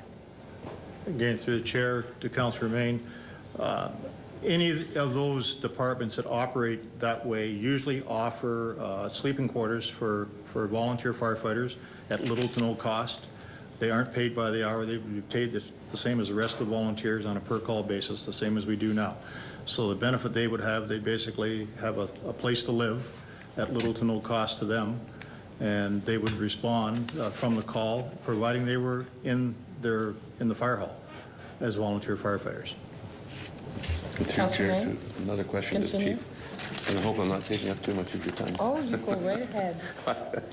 Having said that, I've not heard a response from the union whether the union would have any say in whether we would have a manned volunteer hall or not. I don't know what the union's mandate would be, but it'd be interesting to find out. I know we're under contract with the union to be the first responders. How would that work with a volunteer hall that was manned with volunteers? Chief. Through Chair, the contract would come into play. The contract basically says that they would have they would be the first responding, so they would continue to respond, and then the volunteers would be called in to back them up. So the response time would stay the same? No. It would depend on the operational, how we laid out the operations. That's yet to be determined. It would depend on what council chose to do with regards to would the new hall go to all medical calls, would the new hall go to burning complaints, would the new hall go to grass fires, or would the full-time guys take that call as they currently do, and then the volunteers would be called in as we do out of the station, the current station. That's yet to be determined. So through Chair, and just to top that up, still, as far as I'm concerned then, the response time still stays the same. I mean, somebody has to make the decision who's going where. And ultimately, the guy that's on 24/7 is going to be making that decision. Who's ever going to be the captain, platoon captain, will be making that decision in the middle of the night, who goes where. So I cannot see response times changing, and I cannot see giving people that false sense of hope that they're going to get a 4-minute response or a 5-minute response or whatever we get here in the urban area. I just have a hard time getting my head around it. And then, as silly as I've been, I thought, well, maybe we should try something to see how it works. And I thought, well, maybe there's some availability to put a truck in a building like Welland does with Welland Hydro, a heated building. And one I have to write off the list, and I talked to Mr. Louis about it, but we burnt our bridges there, so we can't use one of his barns or sheds. But Magnum Crane has a whole bank of heated garages on the west side. would that be an option, or do we have to have it our own without trying anything? I'm at the point where I would rather try something and see if it works rather than build something and the response times are the same. And has that ever been taken into consideration? Chief. Again, through Chair. It's interesting you bring that up, because when we designed the current fire hall, I had gone and spoke to the then owners of that piece of property, because that certainly, I looked at the building that's closest to the road, the steel-clad building. Yep. With some minor modifications. I thought that we could use that particular facility as a rural fire station. I had also looked at it, the entire property, as a potential site down the road for our new works facility. And I had brought that to the then CAO with regards to that particular property, feeling that it had some potential. I was told no, we weren't prepared to pursue it at that particular time. I don't disagree with you if we in fact could find a facility or building to try to see if it works. But I think before we even got to that point, we've got to go out and find out if we have people that would even be interested. I think that's the step if council's interested in pursuing it, or at least investigating it further. Until we find out, quite frankly, if there's people interested, I'm inclined to agree with other members of council. They've already expressed there's really no sense in pursuing it any further, whether it be discussed to the owners of Magnum Crane or any other facility out there. If the people aren't there, it's not like you're going to build it and they're going to come. If we're going to open it, they need to be there and ready to go when we get it open. Okay, I think that answered quite a few of my questions. So would it be inappropriate, Madam Chair, to ask for a deferral on this until we find out whether we're going to have enough volunteers? And I know what the process is for volunteers. You get 10, you lose 8. You get 10 more, you have 12, you lose another 8. It seems to not be a thing that's career volunteers anymore. It just does not seem to happen. And I think maybe that's maybe where we have to go. Would it be too much to ask for a deferral until we find out whether we've got I maybe ask the clerk or the CEO?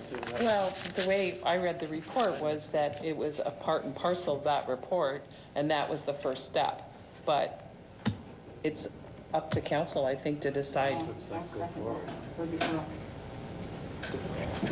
Deferral? Then there's no, wait, go ahead. Just remember, if you put a deferral motion on the floor, it's non-discussable and we vote. Correct. Remember that. Are we finished with discussion? It's on the floor. Are you putting it forward for deferral? I'll put it on the floor. Do you have a seconder for that? Councillor Kenny seconds that. All in favor of deferral? 1, 2. And against? And it's lost. Huh? You got to vote. What are you doing? You only had 2 over here. 3. And 1, 2, 3, 4 over here? 3 here. 3 here? Sorry, I didn't see your hand up. 3, and then I had 4 over on this side. Well, I don't vote unless there's a tie. Sure you do. Well, I'm not voting for deferral, so Okay. I think we deal with this report as it is, and, Okay. you know, so that is lost. I'm done. So are you ready to take the chair back then? Yeah, I'm done. Okay. That's all the questions I need to ask. Okay. Thank you so Good. much.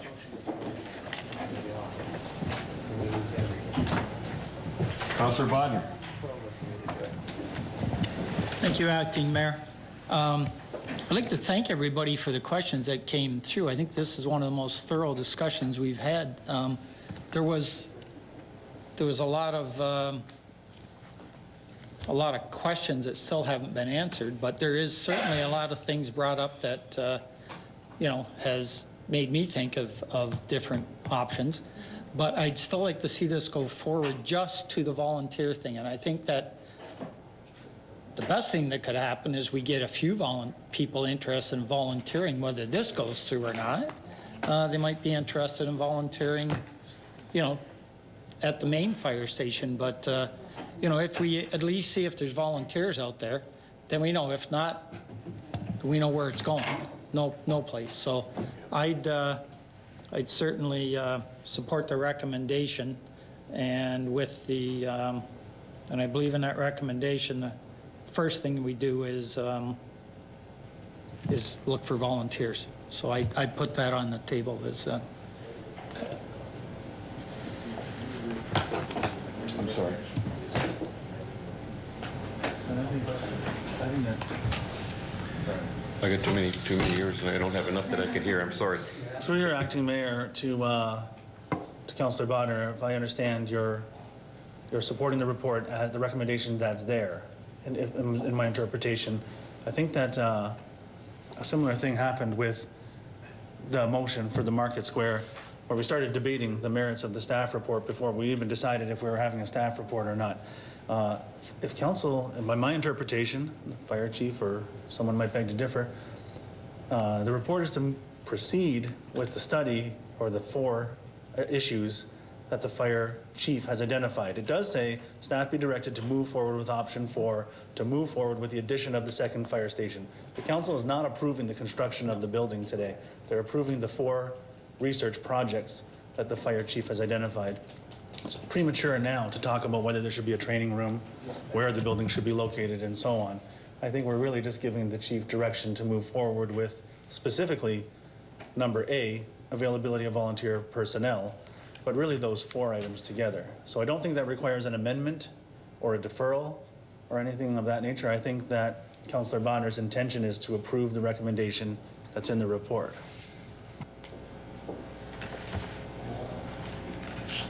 Councillor Bodner? I agree with that, but as the very first thing that we're going to look at is volunteers. Don't spend any money on anything else, and I think if the chief knows what we're looking for, I don't think we have to rework that report. The very first thing I'd want him to do is look for volunteers. If that crashes and burns, we're not going any place with it. Is there any more discussion? You have one hand up. Excuse me, Chief. Oh, I have to ask Mr. Elliott first. Councillor Elliott. Thank you, Deputy Mayor. Through to the chief. A couple things just popped into my mind. This is based on time and distance, this whole report, with regards to underwriters on distance. And I saw it written in one thing that we've never even considered. Are we actually okay with what the response times are that have been indicated?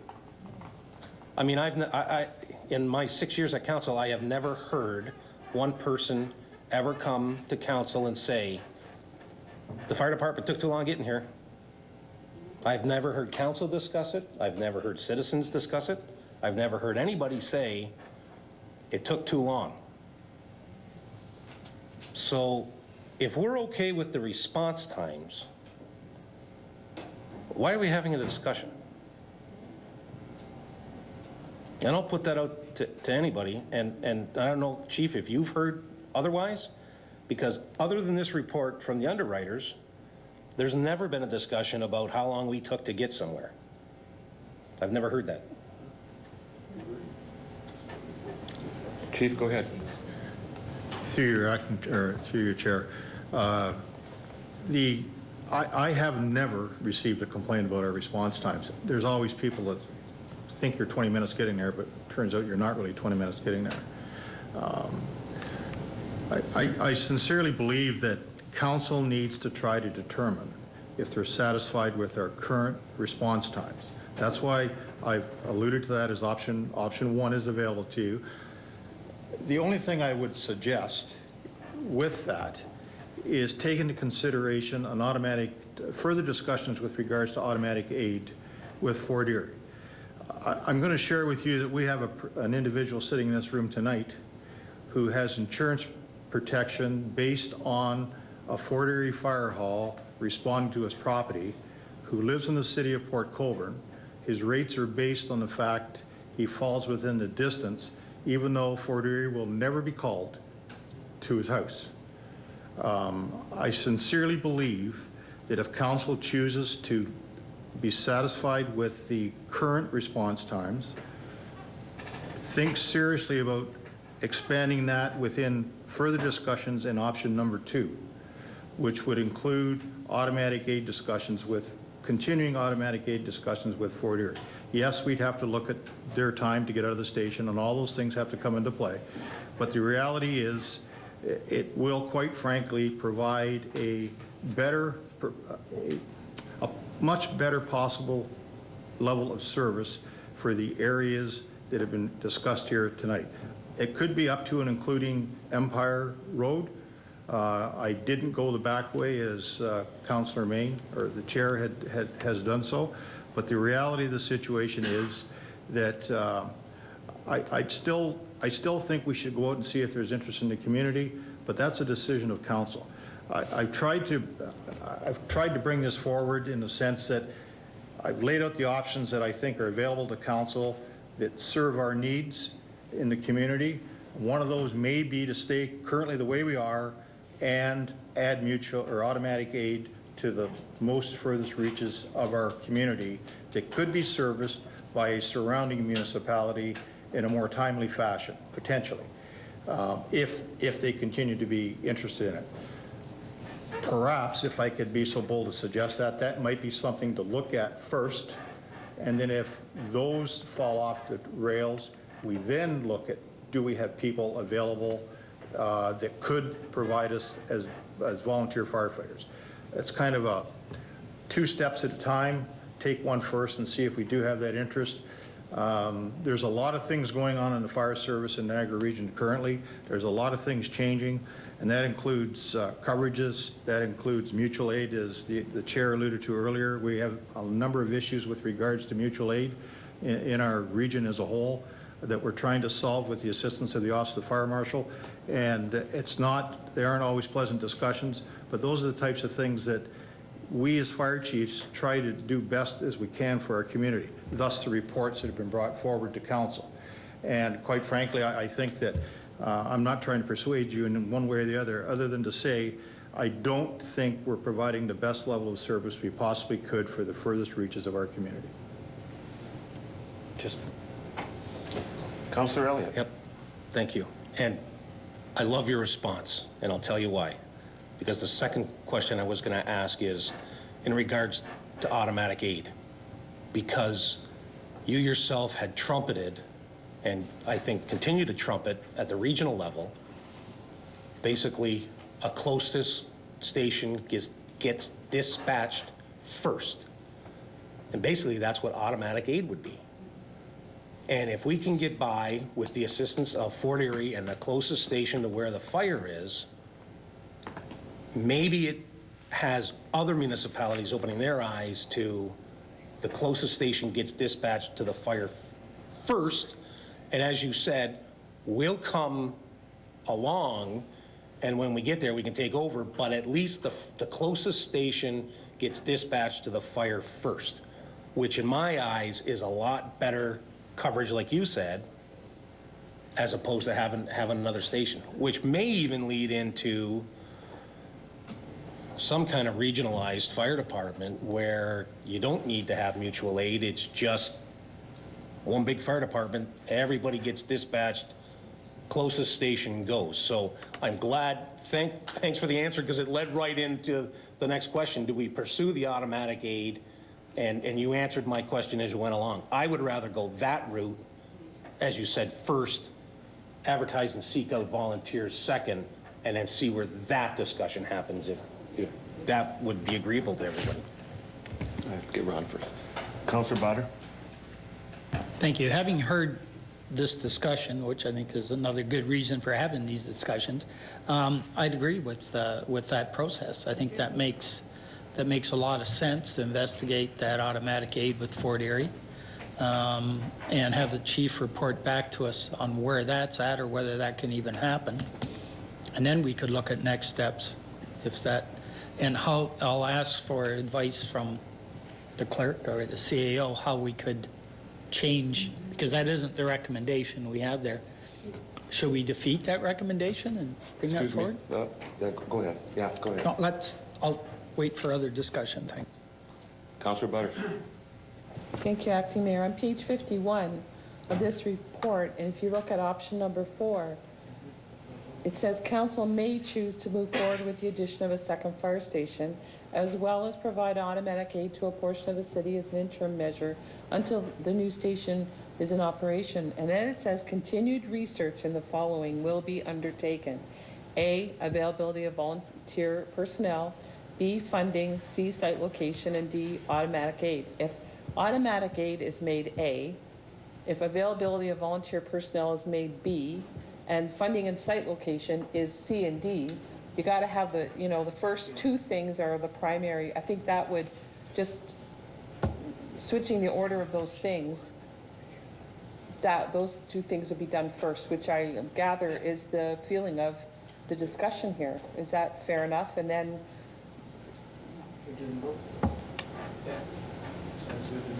this report is fine as it stands, and it opens, it just leaves the door open to all of our options.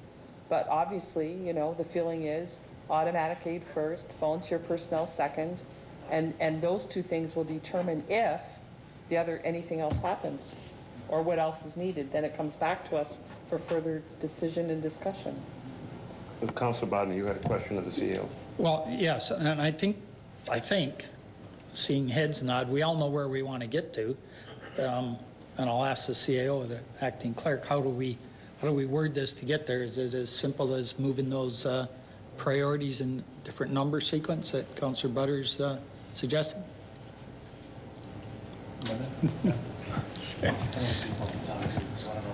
Well, I was waiting for you to make this. Okay, go ahead, Peter. Through you, Acting Mayor. Basically, the recommendation that you have before you is directing to move forward with option 4, and it says to move forward with the addition of a second fire station, as well as provide automatic aid to the portion of the city as an interim measure.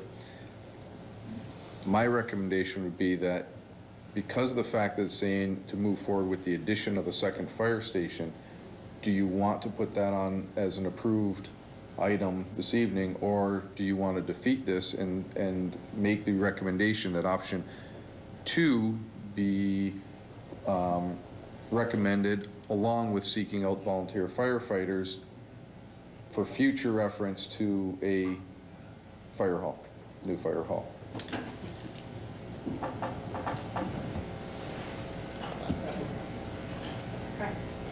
Councillor Bodnar. That sounds like a reasonable solution. Defeat the recommendation and then option 2, right? Okay. Councillor Butters. So with option 2, would the volunteer fire personnel be added to option 2 along with automatic aid? Yes. Is that correct or no? To you, Acting Mayor. If that's the will of council, then yes. Your option 2 covers automatic aid, and you add to the recommendation to also investigate volunteer firefighters in that rural area. In the rural area. Okay. For future consideration of a fire station. Okay. Thank you. Okay. Chief. Yeah, if I could, Acting Mayor, I think it's all still covered. I'm not against what's being suggested by any means, because we're basically talking the same thing. I think because I listed them A, B, C, and D, everybody's lost sight of the fact that it's flexible.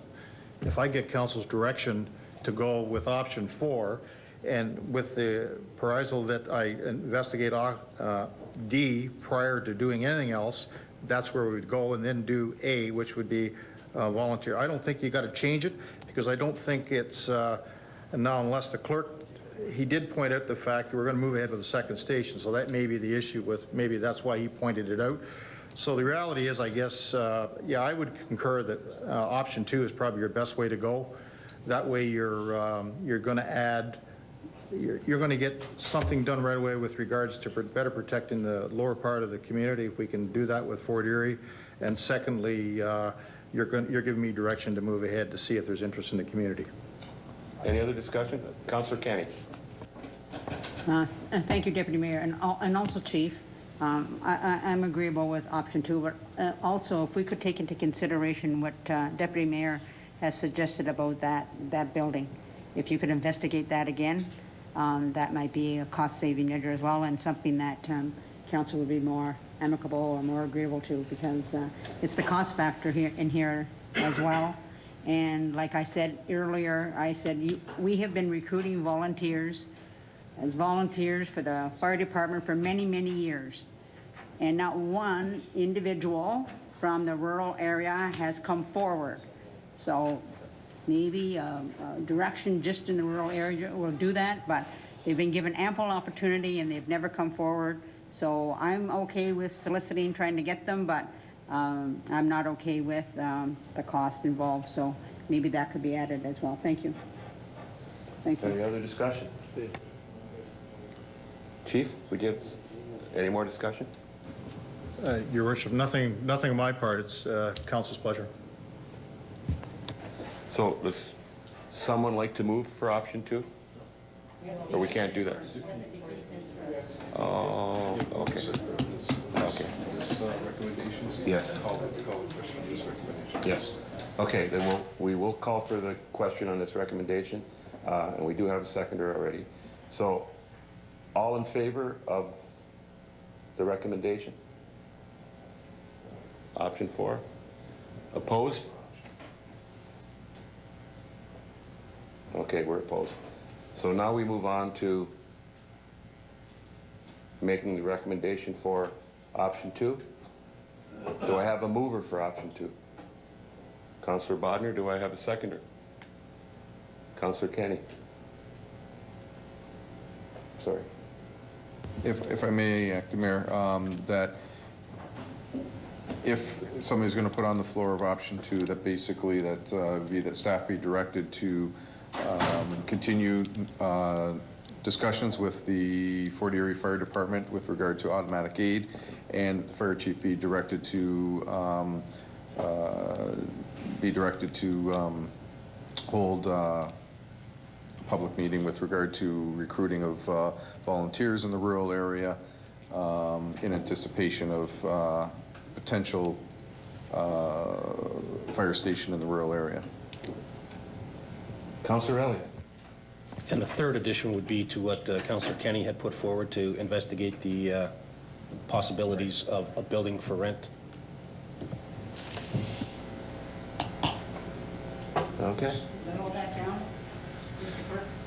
Yeah, he does. He's a speed writer here. So do we need someone for that, or we just approve the option 2? Okay, I need a mover for option 2. Ron Bodner. I need a seconder. B. Kenny. Sounds like as amended. It sounds like deja vu. I did this before. Maybe I just didn't do it right. All in favor of option 2? Anybody opposed? Carried. Okay, move on.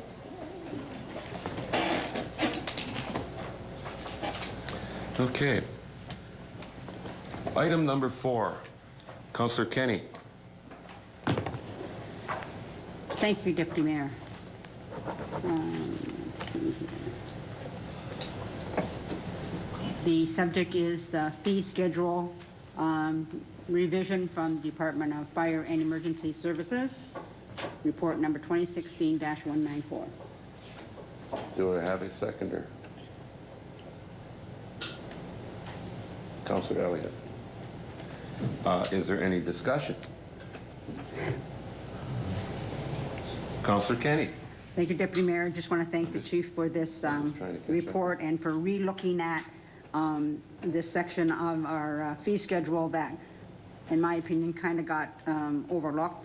It's my understanding, Chief, that the individual who is in question here has gone ahead with a private company, but cannot get her license until you approve that private company. Can you comment on that, or have you heard about that? Thank you. This is a very good price that you put here forward. Anyway, thank you. Through your worship, to Councillor Kenny and Council, I did have an opportunity to look at the sheet of paper that was provided by the company that did it. I don't have the authority to authorize that. part of the licensing fee stipulates that the fire department must do an inspection, thus the debate that we've had over the last number of weeks with regards to that fee. As far as what it says, I can't judge what it says because they're not authorized under my jurisdiction, authority having jurisdiction, to be able to have a thought with regards to whether it's right or wrong. We do things somewhat differently, and we do it using the Ontario Fire Code basis versus somebody going in and checking to make sure there's extinguishers. Not saying they didn't do the job, but the reality of the situation is the licensing protocols that we currently have in the city dictate for this particular type of establishment that the fire department must do an inspection. That's why we've got to where we are today. Some of the master planning committee members met and discussed the issue after the last direction from council, and we went through the section within the fee schedule, and we felt by situating it somewhere in between 3 and 5 dwelling units, as I alluded to before, we tried to differentiate between a dwelling unit and a sleeping room. And that's why we've come to the number that we've come to, still keeping in place that we would be the authority having jurisdiction with regards to enforcing the fire code. We would still be fulfilling our obligations as far as a corporation is concerned with regards to the licensing requirements that are currently in place.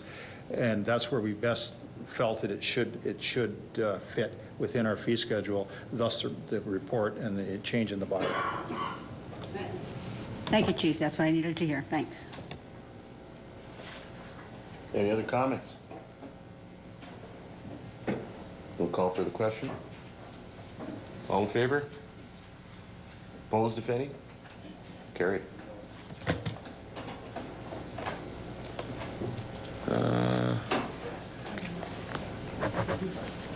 Councillor Butters, number 5.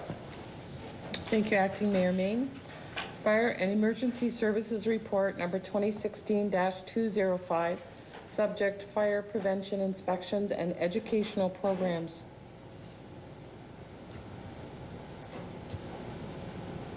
Do I have a seconder? Councillor Desmarais. Any discussion? Councillor Butters. Thank you, Acting Mayor Main. I appreciate the report from the fire department, and I only have one request, well, maybe two, is that I would like to modify, I guess it's on page 77, under the industrial section, to include medicinal marijuana facilities, that they should, anything new should also be inspected in, as well as annually. And what I would also like to include is the greenhouse operations, medical marijuana facilities. I understand that that may be a little bit more problematic, and I would like council's blessing for the chief and planning, and I don't know who all would have to be involved in it, but to investigate the possibilities of also including them under the inspections as well. But certainly anything new post-2014, I believe, should be included under the industrial side. And we could, I think, do that now, but I'll depend on the chief for his clarification on that. Thank you, Councillor Butters. Is there any other discussion? Chief? Through your worship, to Councillor Butters, thank you for calling today and having this discussion because it did allow us to refresh our minds with regards to where it comes into play. And Dan can probably confirm some of this because I know Dan and Mike did have a discussion today after we had spoken to you. The problem you're into here is the marijuana grow operations that were licensed under the previous legislation. And we had 2 of them in the community. I think we're now down to 1 with the potential of a second one coming back to life if somebody were to choose to do so, is my understanding. But the reality is they're basically exempt as far as we're concerned. Council needs to understand that it's considered a farm. It falls under legislation for farming. By doing that, the fire code is not applicable to be able to go and do inspections. We can't go into farms unless people are living in the farm buildings. Different situation. In this particular case, they aren't.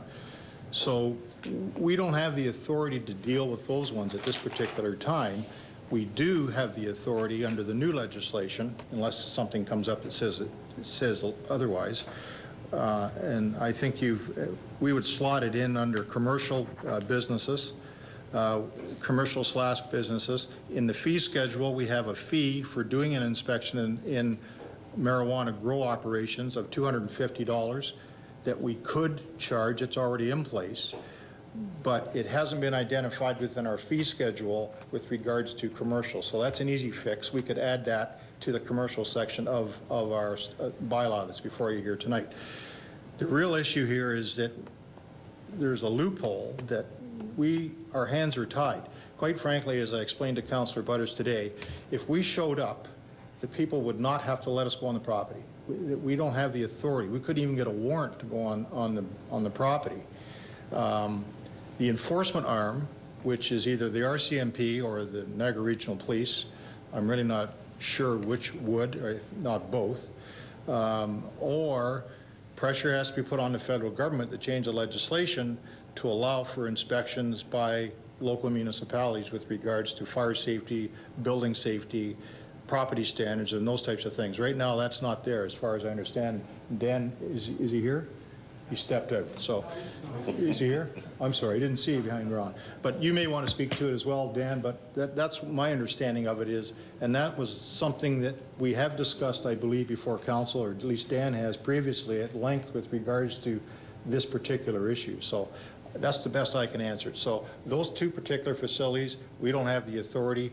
Anything new under the new legislation will give us that authority, is my understanding. And Mike's here tonight. If I'm wrong on that, please clarify, Mike. Councillor Butters. Yeah, I just would like to respond. At any given time, if you drive by the one, there's always a pretty large number of vehicles in the parking lot, and so it makes me wonder, you know, how safe is that place? It's obviously a place where a number of people go in and out of. I'm assuming to take care of what's in the greenhouses, and that's why I brought it forward. I totally get the farming exemption part of this, except for the fact that there is a commercial relationship between the owner of the greenhouse and the people who rent space from him to cultivate their plants, for which they are licensed. And I have zero problem with that as well. Like, what they're doing is, as long as it's legal, and as far as I know it is. My concern was the safety aspect of a large number of people that appear to be, you know, in there on a daily basis working. So I'm wondering if there's wiggle room under a commercial aspect because of the relationship between the owner of the greenhouse and the fact that he rents to others. And that's where I'm wondering if perhaps a legal opinion or somebody in a higher pay grade than me, because God, there's got to be lots of them, if we could investigate that aspect further. Thank you. Thank you, Councillor Butters. Councillor Doucette. Question through you, sir, to Fire Chief. Do we go in and inspect the mill? Garden centers, the mill being one of them. Do we go in and inspect their greenhouses and so on? Because they use high pressure sodium. You go by there at 6 or 7 o'clock at night and they're using, so do we have a right to go in and check them out? And the reason I'm saying that is if you're gonna do it for one, you got to do it for the other. So, sir? Through your worship to Councillor Doucette, I'm not going to disagree. I believe that we would have the authority to go into the mill, for example, because they have a sales office at the front. We would go in there and inspect that premise to make sure the property was safe with regards to the sales portion and anything that might affect that sales portion. Okay. I think we would look at that. Do we go and inspect farms, per se, working farms? No, we don't. Okay.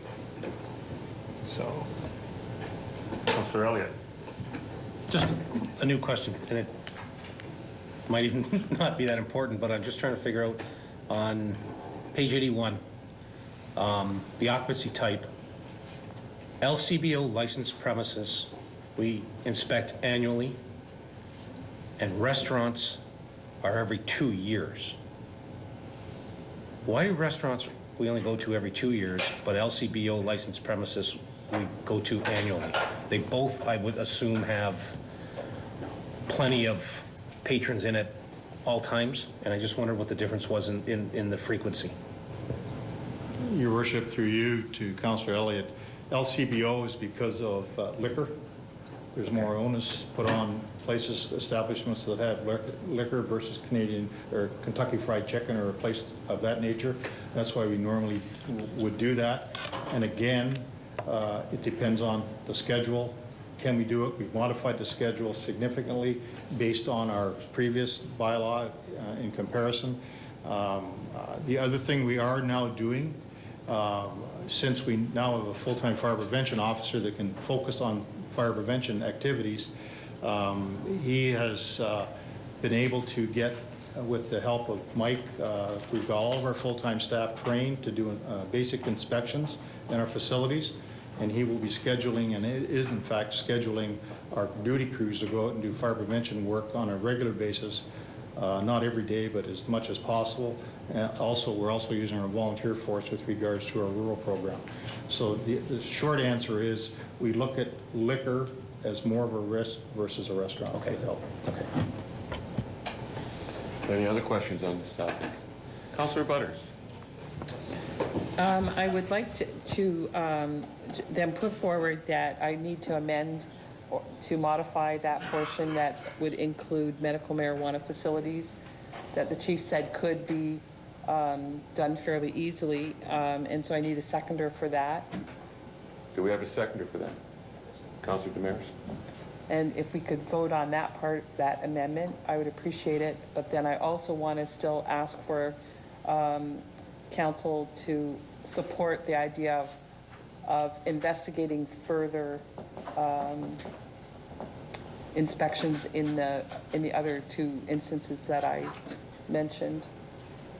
So separate, I guess, from this, but obviously if it turned out it could be included in it at some point. I need some clarification, Mr. Clerk. So the amendment first, and then I would just ask for council's support on the other. The amendment is to modify the portion that says what all facilities get inspected, and to include the medical marijuana facilities that that become new and that they will be inspected annually. The new ones. Anything new post 2014 rules.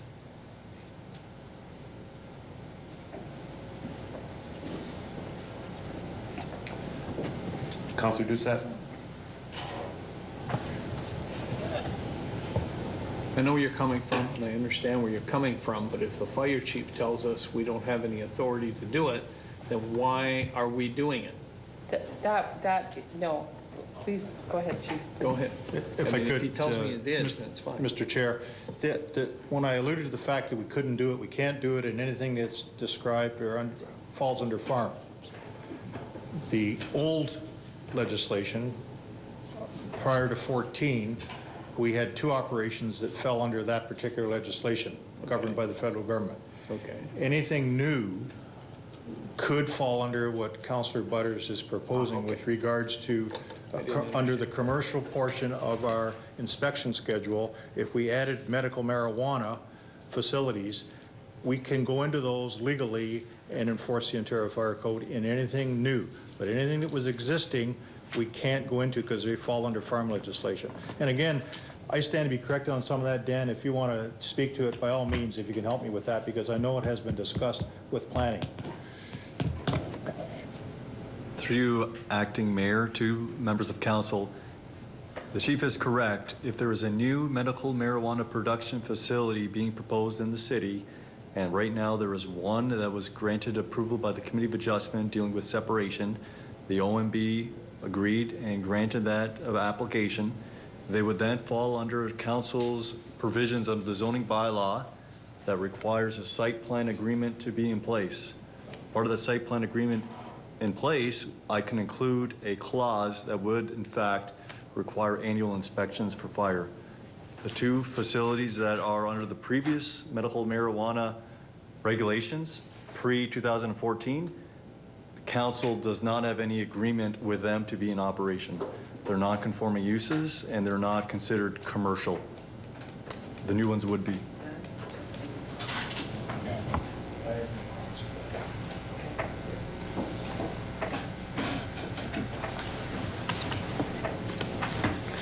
So I just have to ask this question, and I don't think I have to leave the chair for it. It's just some information. So what you're saying is what we all want. Any new facilities through the site plan agreement would take care of what we're all worried about is doing the inspection. That's correct, Acting Mayor, but as the chief had mentioned, I would include that in the bylaw that he has before you this evening, okay, just to have the council's concurrence that fire would be required to do those annual inspections.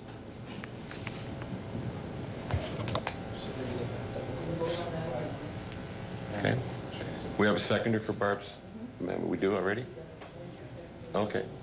All in favor of the amendment? Opposed? I have to say that. That's what the previous guy was doing.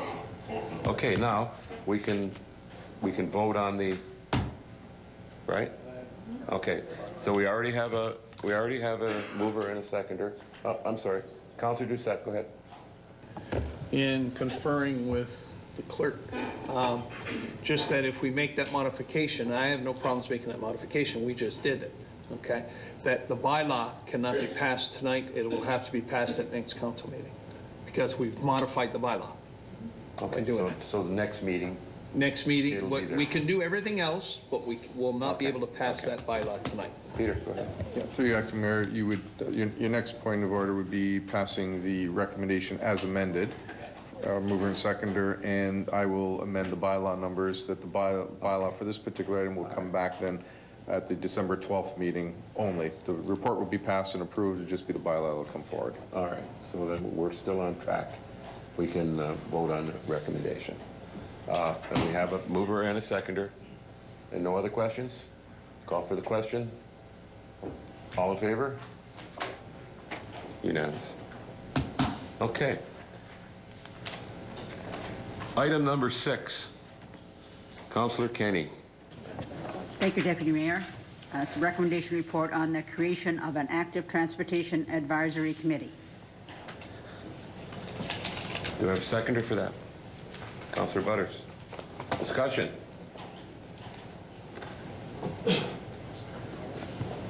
You recognizing me, Deputy? Yes. Thank you. I would just recommend that since Councillor Desmarais certainly is on the Port Colborne Trails and Bikeways Committee, and we're dissolving that she would make a great representative as the Active Transportation Advisory Committee be approved, and that Councillor Desmarais be appointed to the Active Transportation Advisory Committee, and staff be directed to seek members to fill vacancies on the Active Transportation Advisory Committee in accordance with committee terms of reference and through public advertisements where required. Thank you. Is there any other nominations that are open? Do we have a seconder for that? Councillor Doucette. Call for the question. Yes, she is nodded her head. She did, yeah. She wanted, yeah. All in favor? Passed. Okay, that was really simple, B. Yeah, that was a good one. Okay, number 7 is Councillor Bodner. Thank you, Acting Mayor. Whoops, sorry, jumped ahead here. Community and Corporate Services, Community Service Division Report number 2016-179, subject 2016 Canal Days Marine Heritage Festival post-mortem. Set. Yeah, I'm on 101. Do we have a seconder?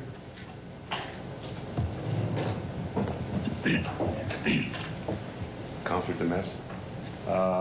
Conversation here. Ron. Thank you, Acting Mayor. I just wanted to bring this forward just to highlight, everybody's always concerned about the bottom line of Canal Days, and either through Mr. Hakeem or the acting clerk / financial guy.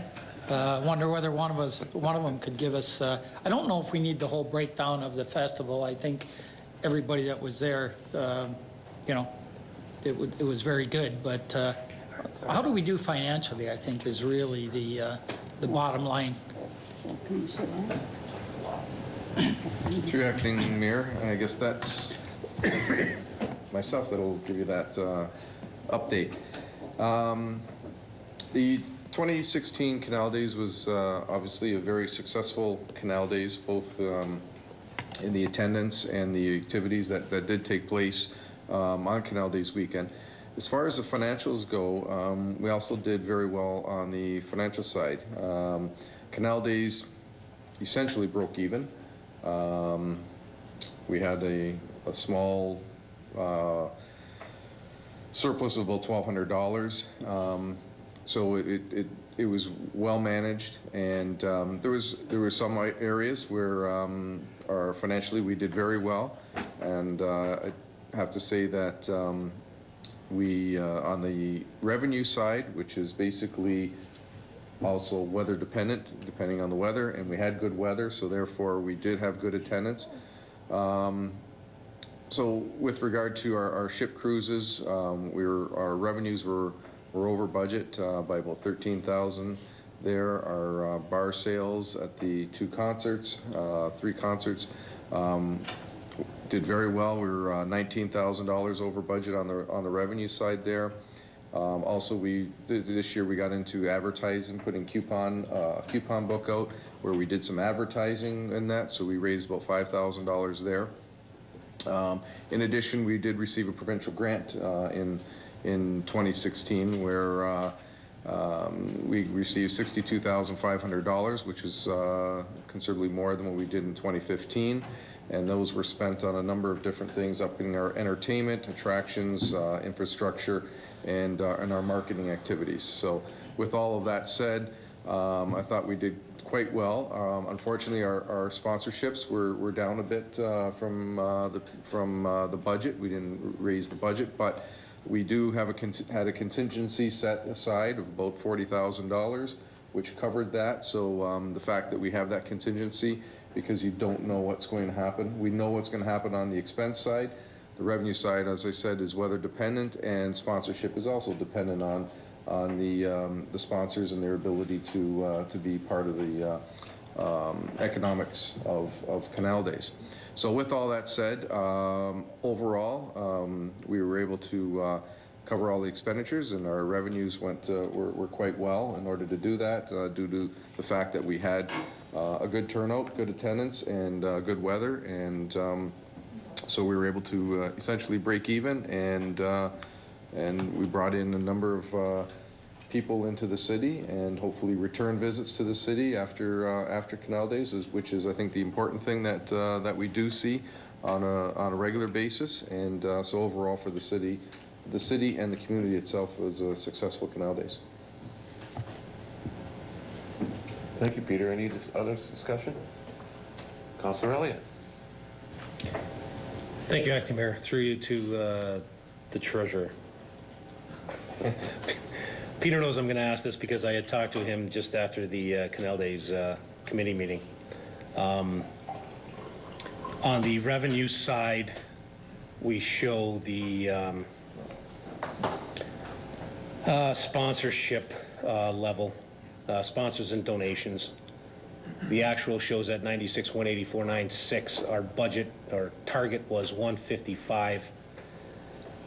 So we missed on that. And then down below on that, on the same revenue side, it's listed as city contribution, fixed expenses, staff wages and benefits, and then below that it says cost of sponsorship. How is the cost of sponsorship a revenue? Through your acting mayor.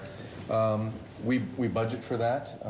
So basically, it's a city contribution. It's a fixed cost of the city in the fact that our wages and benefits, we budget for that. So we put in the fact that we have a number of staff that will be working on the event, and so you'll see that that's sort of we show it as a city contribution. The city contributes through the levy $25,000 to the event itself, and also contributes all of the staff time that is budgeted for the event.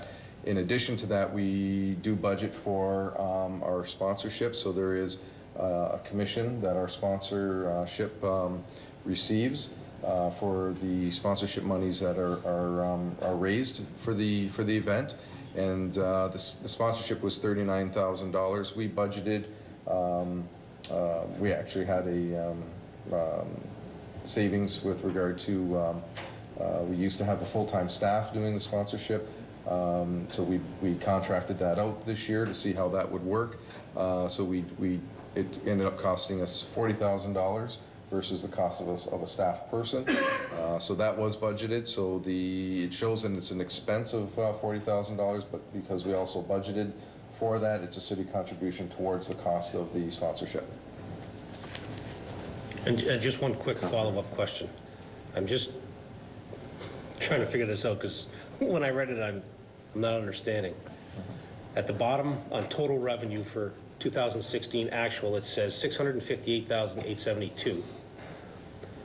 And our 2016 budget was $573,724, and the variance shows $45,957.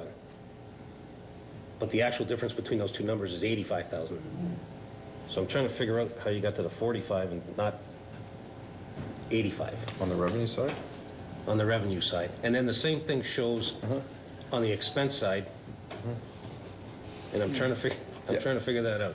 Through your acting mayor, the actual revenues were higher than budget, so therefore we had a variance of on the plus side for revenues, and on the expenditure side, again our actuals are over the budget amount. The majority of that is because of the grant, the $62,500. And so the variance of overage on the expenditures is the $44,000. So the difference between the $45,000 and the $44,000 is our net profit of about the $1,200. Okay, thanks, Peter. Just one quick comment, and it was financially, it shows as a successful Canal Days, and it was very successful with attendance and everything like that. And I guess the only thing that I draw on and take a look at is when we take a look at the total expenses year over year. We're going to go back to 2013, and our total expenses were $551. And this year we grew to $657,000 in expenses. So we've grown $106,000 in the past 4 years. Now you look at that, and then you take a look at where our revenue stream is. And a lot of our revenue stream is weather related. The bar at Market Square, the cruises on the ships, and also for a lot of it, the sponsorship, which worries me because our expenses are always increasing and we are always dependent on weather and sponsorships for the majority of our revenues. That can be problematic on years where the weather's not so good. And we miss huge on the revenue side. And I've got no problem with having Canal Days. I think it does wonders for our community. Everybody around Niagara and farther away recognize it as one of the best events to come to in Niagara. But I'm always concerned about the increasing cost of putting it on and relying on weather-related events to drive the revenue. That's a great concern to me, and I just think we need to really keep an eye on what our expenses are, because if we keep climbing on the expense side and then have a terrible rotten year weather-wise with rain and everything gets rained out, we could be looking at significant losses. So I think we really need to watch the expense line and then just pray for good weather when we have it. But overall, I mean, fabulous event again. Cheers to staff for putting on another great event. Got some new events in, got some great attendance. Was good weather, so we were happy with that. But I think we really need to keep an eye on the expense side. Peter, go ahead. Through acting mayor to Councillor Elliott, on with regard to the increase on the expenditure side, and the explanation, I guess, for that, so that you know and council knows and the public knows, is that the last 2 years we did receive, in 2015 and 16, we received the provincial grant, which increased our expenditures, where in 2013 and 14 we didn't have that. So if we don't get the grant, we don't spend the money. So that's part of that. And also for 2016, because of the fact that we changed how we do sponsorship, there's the expenditures of on the sponsorship side, where before it used to be a staff person and it was budgeted for under special events for staff. So that's sort of the difference in the increase in the expenditure side. Councillor Doucette. Thank you very much, Mr. Acting Mayor. Through you to Mr. Akeem. The recommendation is that staff be directed to begin securing contracts for the 2017 Canal Days Marine Heritage Festival in good faith, and so on and so on. One of my concerns is usually after Canal Days in the end of July, beginning of August, by September we're already doing this. So that means that we're behind the 8 ball now, or are we still within that reasonable window? Through Deputy Mayor Maine to Councillor Doucette. We're still within that window. In fact, we had a special meeting with Canal Days Committee to kind of move a number of initiatives with regard to service contracts ahead. And we got the approval from the committee level, which will come to council in the form of motions that were approved. So we're well within the window of time to secure those particular events and activities and other than sanctioned events, which is ongoing. But those service contracts, definitely. And I think, I'd have to refresh my memory with that, are trying to work remaining within the term of council, and then we're going to open it up to an RFP process for those service contracts again. So we're well within the window. Any other discussion? Councillor Butters. Then Councillor Kent. Well, she just had it like this. I was listening intently down here. Councillor Kenny. Thank you, Deputy Mayor. Through you to our treasurer, acting as our clerk tonight. But anyways, Peter, just a question on page 106. The cost of the sponsorship is listed at around 40,000, 39,100. And then farther down on that same page, it says sponsorship expenses of 19,000. Is that added on to that 40,000? To you, Acting Mayor. No, when you go to the sponsorship expenses, the 19,300 and trying to read that. Yeah. 86 and the 7,500 for the in-kind and the 12,276 for the banners and advertisements. Those all add up to that $39,000. Okay. So again, through you, Deputy Mayor, to Peter, how much do we pay the individual who was supposed to go out and get us sponsorship, but got us way, way less than our previous sponsorship person? Way less. Through you, Acting Mayor, the cash commissions were $19,000. The $19,000, and for the in-kind sponsorships that they provided was the $7,500. So about $27,000 in commissions to the $96,000 in sponsorships that were actually received. In 2016, we did budget considerably higher than we have in the past. So that's why it probably looks as though we didn't meet the budgets. But in the previous year, we were at $108,000, so we were fairly close to the 2015 actual. Obviously, things were going quite well in 2013 and 14, and that's what our normal budgeting was, be around the 120-25,000. We were hoping that we would get 155,000, and that's why we also placed the contingency of $38,000, because that was an unknown. So bottom line, Mr. Sinez, for this individual who worked for us, how many months? How much did we pay him for that time? $26,000 for the year. And he worked for how many months? It would have been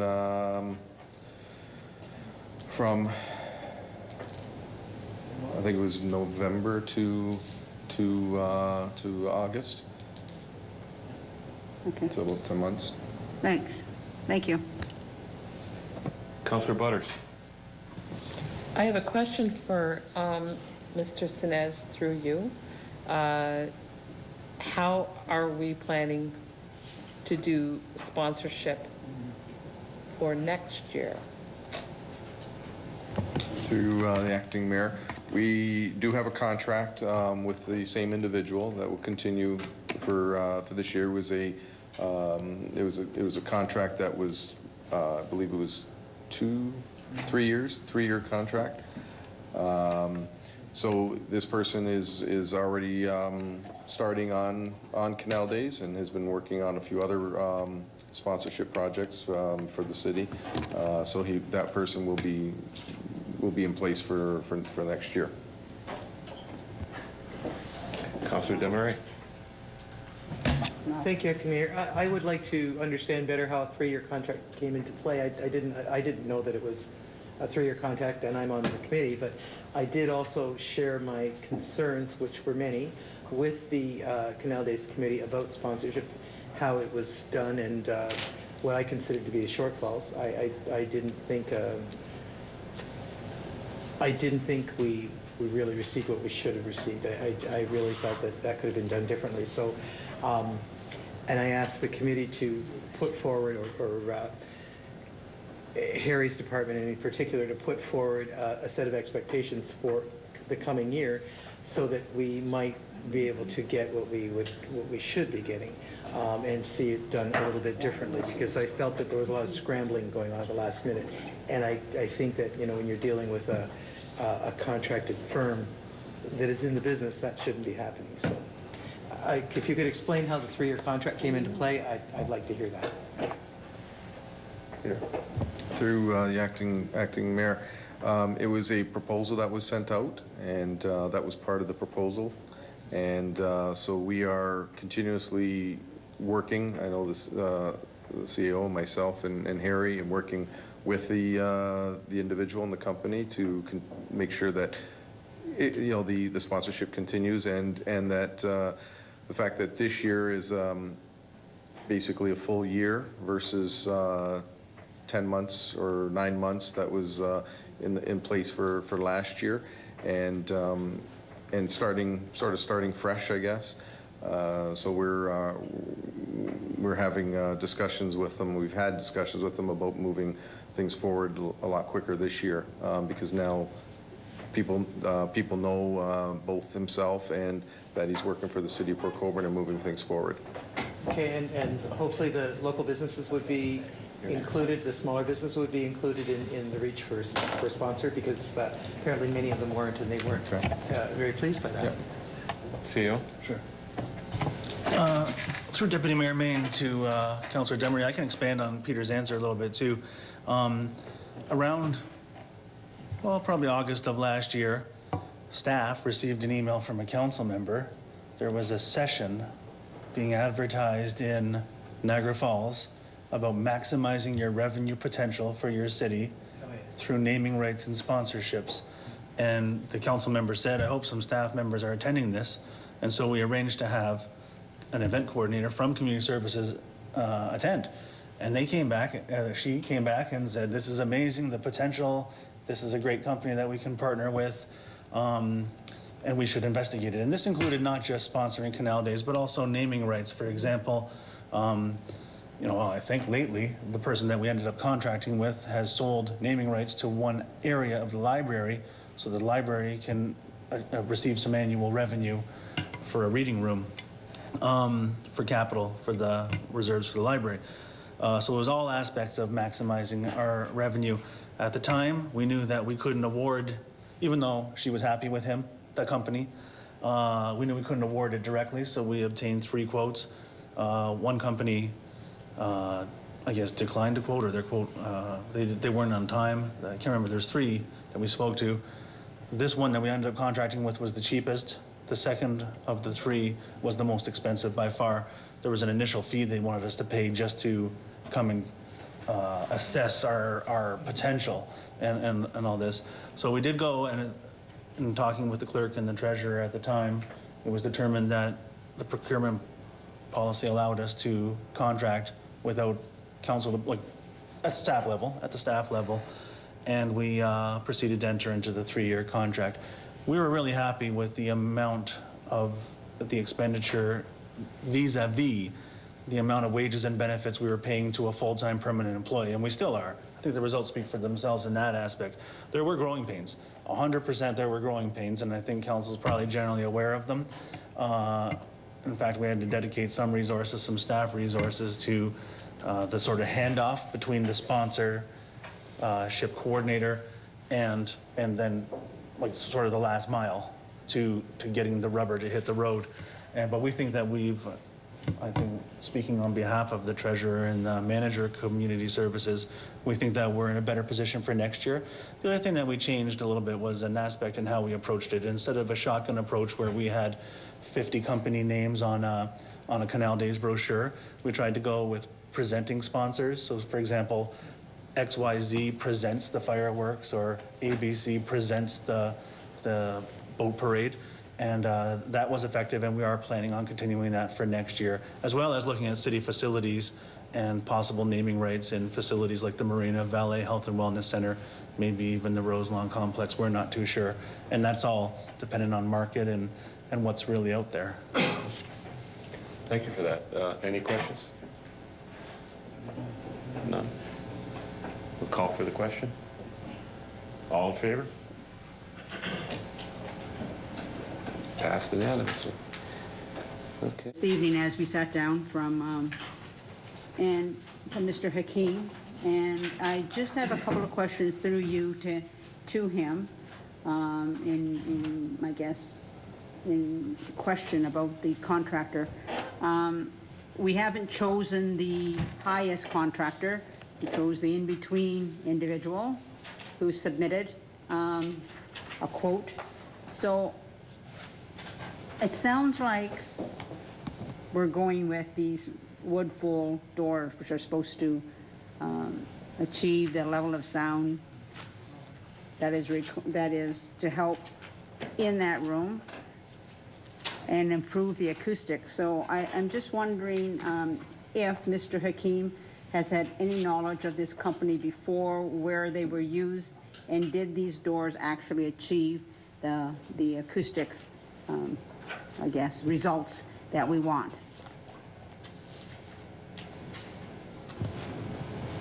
Through you, Deputy Mayor Main, to Councillor Kenny. In fairness to that question, I understand King Contractors are the recommended bid, and from what I've read about the technical specs which were handed out regarding those particular panels, we recently had a project done by King Contractors down at the Marina, and they did an exceptional job in retrofitting the second floor for the Pokemart.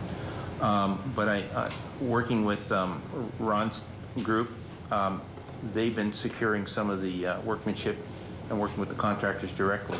And with this particular type of door panel, from my personal experience, this type of door panel has been installed in other recreation complexes I've worked in, so I'm familiar with them. I don't know about their work, but I trust their workmanship because of some of the work that I have seen. But I can certainly defer to Ron to speak further about your specific question. Thank you. Thank you. I would appreciate hearing from you, Mr. Henson. Thank you. Thank you. Through you, Deputy Mayor, to Councillor Kenny. We're recommending the modern fold door. I think you got the brochures there. This is, in our opinion, a far superior product to the accordion style Yes. wood that you see in the other bid. That was there's about $2,600 difference in the two prices.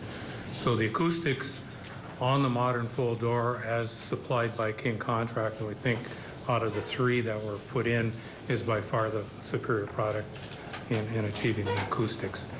I think that the thing to keep in mind, and Harry's pointed out in his report, is this is a shallow room within an arena. Right. And in talking, we had an acoustics person come in at no cost to us to sort of review what some of the problems were in the room and take a look at the situation. Their response was that one of the main contributors was the glass itself, because the room on two sides has glass. So there's a privacy issue as well as an acoustics issue. So we're recommending sort of a two-step process here to put blinds on the windows to achieve those two goals, as well as this modern fold panel system, which will isolate the room for the purpose of having meetings in it and really improve the acoustics in there. We're recommending just those two steps at this time before we go to any other cost, potentially acoustics in the ceiling. It's an open concept of a shelled-out room at the present time. I think overall, what we're hearing from the acoustics people is that this room, I'm not sure what the expectations are, but the room will never be a quiet room in terms of private meetings. This is a room that will be in an arena. There will always be some level of noise when hockey games are on during the season.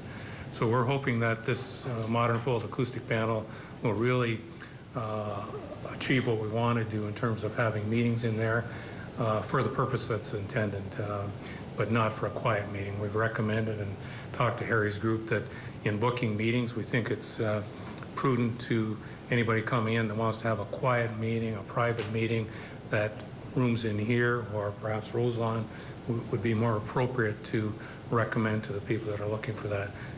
This is more suited to perhaps birthday parties, the exercise type activities are going on there right now, and it's more appropriate for that type of use. So we just want to point that out.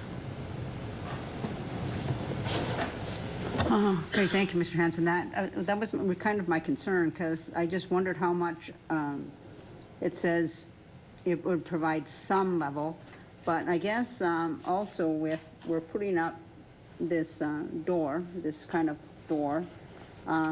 There's going to be, because it says later on in the report about the heating element, how that's going to affect. So again, if we put it up, it's going to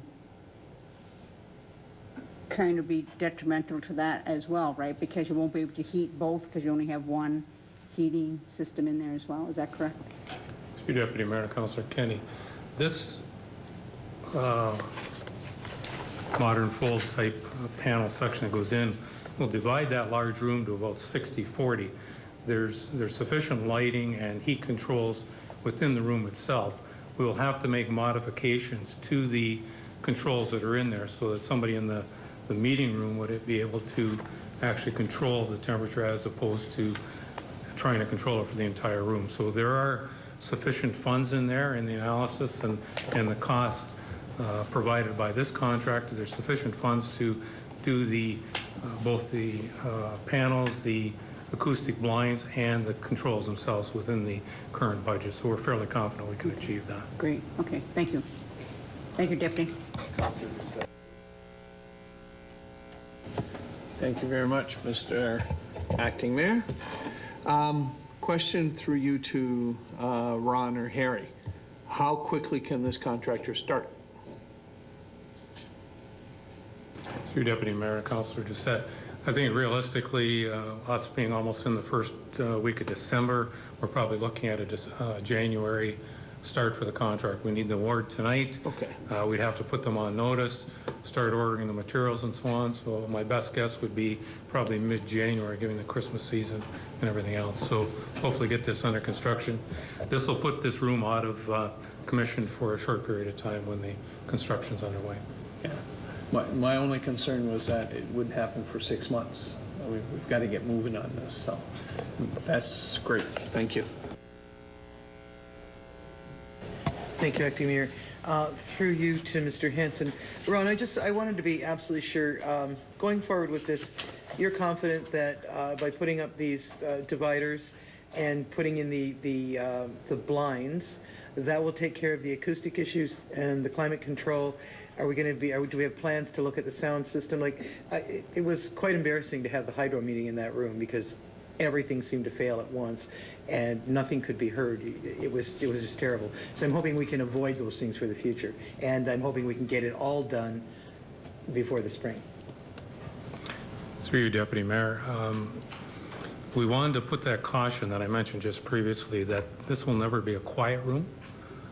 Because of the construction, when it was built as a shallow and the valley was under construction, no one at the time knew exactly how this room was going to be utilized. So it was built as a shallow and unfinished, similar to some of the areas of the YMCA that were fitted out at a time after the building was complete. So this is a similar situation. We don't want to give anybody on council or the public the impression this is going to be a nice quiet room for hydro meetings or wherever the public or the private meeting may be. We don't think it'll have that potential. I think the best thing moving forward is as we've recommended, the panels to divide the room off into a meeting room and then for other uses. And the large source, as the acoustics people have pointed out, the large source of the reverberation in the room and the noise is from the glass itself. So if we cover that, we think we'll achieve a good level of quiet in the room, but it'll never be, in the middle of an arena, it'll never be a quiet meeting room that you might see in Roselawn or here. Thank you. And so we'll make sure that when we are renting it out in the future, we make sure that it's an appropriate space for what's going to happen in it. I think that's, through you, Deputy Mayor, I think that's very important that we, in Community Services Defense, I think they were advised to rent this out as much as possible in program, and that's fine, except for the fact that if we start getting complaints back that the room isn't appropriate, I don't think it's fair to the city and to council to hear those complaints. We have to be very cognizant of what the usage is so we can provide the best facility for the people that want to rent a facility from us.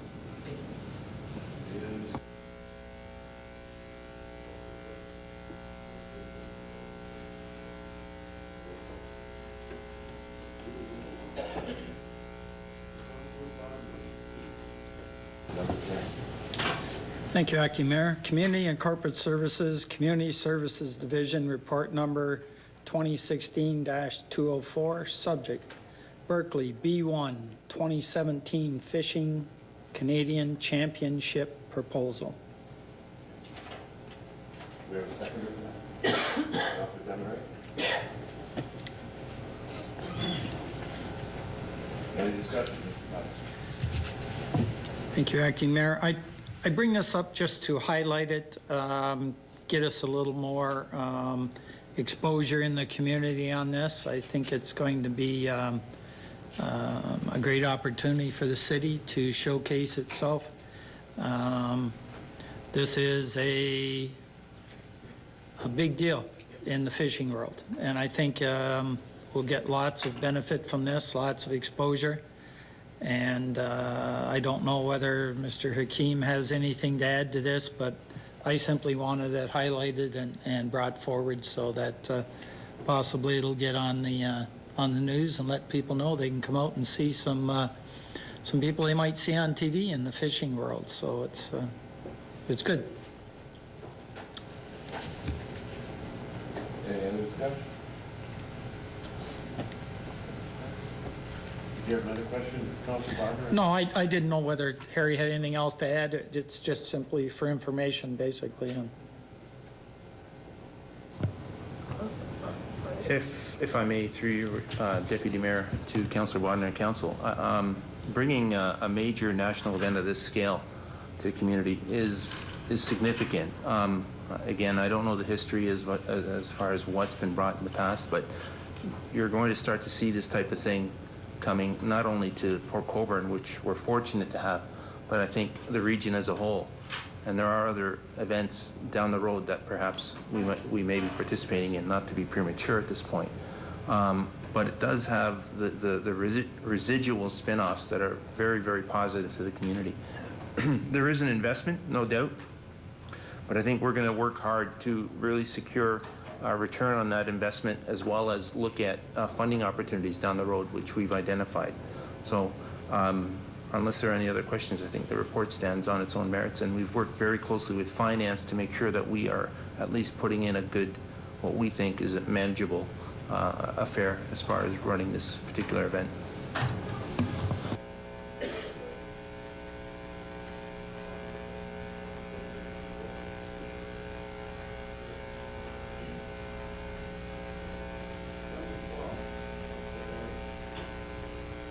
Thank you, Deputy Mayor. Planning and Development, Economic Development Division, report number 2016-207, subject Port Colborne Economic Development Advisory Committee's report to Council. Seconder, Councilor Kenny. Discussion, Councilor Allen. Thank you, Acting Mayor. I hope everybody had a chance to read it. Some of the recommendations and the results aren't, I'll say, too flattering. Some are critical of what's gone on and where we are, but I think as a whole, it's a great tool that we should use moving forward. I think there's several recommendations that we should take under advisement and consider them as we go along. And at our last meeting, we did pass a direction from the CAO to embark on another strategic plan. And I think if you read in this report to Council that EDAC had or is suggesting to do the same. And I think now that they know that we have embarked on our own, that they're good with that and they would like to be part of it. I really think we need to take a look at what they've promoted, and being at some of the meetings, discussions were lively. The passions for our city could be felt from all corners, and the committee was constructed of people from different backgrounds, different businesses, a pretty good cross section of industry and retail, commercial that were in with the committee. Just a couple of highlights I'd like to draw attention to is one of them is on page 158 under 1.3, case study analysis and business planning. At the bottom of the page, key policies and assets would include to study and engage. Review of community events, economic impact and performance metrics. Develop a business model that mitigates risk to the taxpayer, maximizes actual economic contribution to the local economy. And I think that should be underlined, the local economy. And I know that we do a economic impact study on what Canal Days does broadly, but I think we really have to drill down and take a look at what it does to the local economy, basically in Port Colborne. Review of city communications, marketing and branding strategy, and I'll take that and I'll blend that in with page 160, where the recommendation from EDAC is that senior management consider restructuring the framework of economic development and tourism, consider merging events and marketing into one department. This will ensure greater efficiency, leadership, integrated marketing and performance evaluation and impact analysis. The EDAC believes this is important for the future success of new strategies. And while it says restructuring the framework of economic development and tourism, consider merging events and marketing into one department, I would think that maybe we would look at combining them all into one department. Because economic development really spurs on and is spurred on by tourism, our events department, and also marketing. Right now we have tourism, marketing, and economic development together, and I think we should really look at putting events in it But I also think that we should look at taking the communications person or communications and adding it into that box so that you would have economic development, tourism, marketing, events, and communication all wrapped up in one division. And personally, I would like to see that stand alone and report to the CAO. Had a quick little conversation with our CAO today about it. And hopefully that would be something that we could work towards. Those people need the ability to work outside the lines and do things a little bit differently.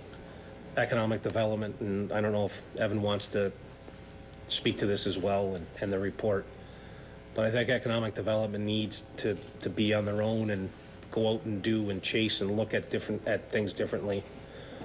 But also economic development is considered, tourism and marketing is considered economic development. Our events lead to economic development because of people in town. And communicating everything from economic development, tourism, and our events, you get that consistent message across all divisions if we have one voice speaking. So that would be something I would be looking at. But I think we need to really keep the Economic Development Advisory Committee in the loop when we go forward with our strategic plan. There are several things that are in this report, I think that would be beneficial to bring into the strategic planning process, and we should really receive this with open arms and listen to these people. Like I said, some of the conversations were hard to listen to because they were critical of what we do. There were some heated discussions around the table about what everybody thought we were, thought what we should be and where we should be going. So it was interesting to hear that. And like I say, it was a very diverse committee, still will be active, but I really think that we should receive the report, obviously, but that we shouldn't put it on a shelf and just let it sit and collect dust, that we should actually take some of what the committee has put forward and blend it in with our strategic plan. And I'd ask Evan if he's got to make if you would like to make any comments about this and your thoughts and concerns.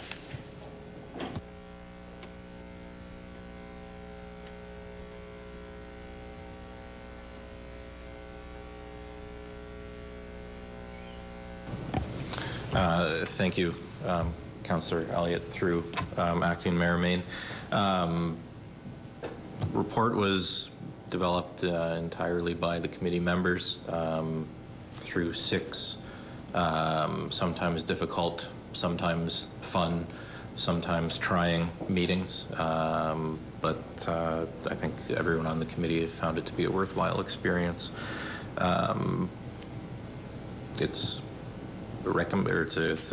an advisory committee to council. They have provided the advice, and they're looking for a response on what to do next.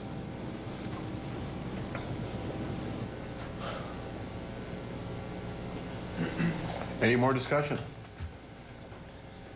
Councillor Butters. Thank you, Acting Mayor Main. So can we expect to have this this report as part of our strategic planning session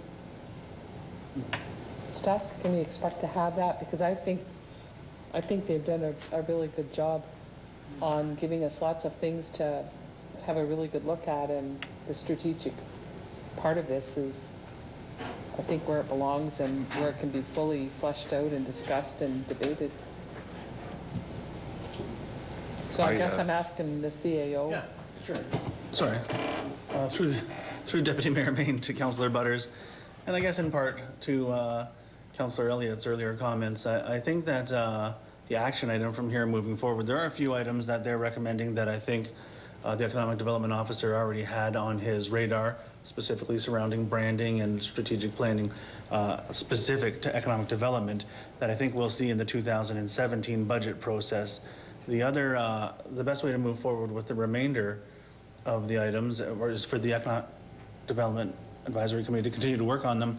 And the recommendations they've made here, sorry, losing my voice, specifically around structure and organization of the city to be rolled into, exactly as you've said, the strategic planning exercise that we're doing.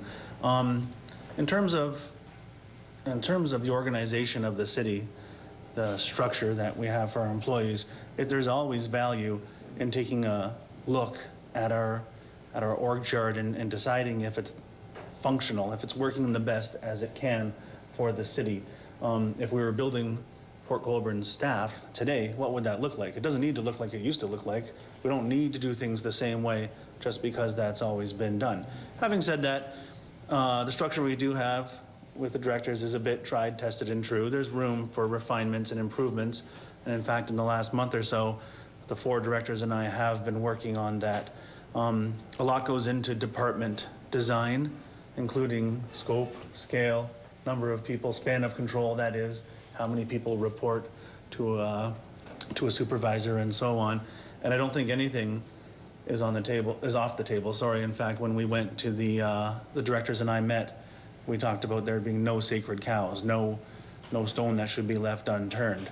So I think the next step for organization design, what the structure will look like, is for the directors and I to keep working on it, to look at the 2017 budget, because there are things that are identified in this report, for example, communication, how well we communicate has been an issue with me externally, getting our message out, as well as the two-way street of getting information from the public or people accessing us, as well as internally between departments and between staff.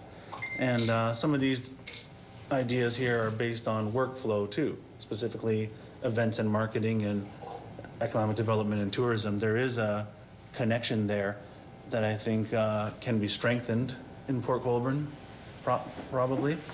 But next steps, sure. So summarizing, next step, I think strategic planning process, which I expect to start in the new year, and the directors and I continuing to take that sober second look at our structure, organizational design.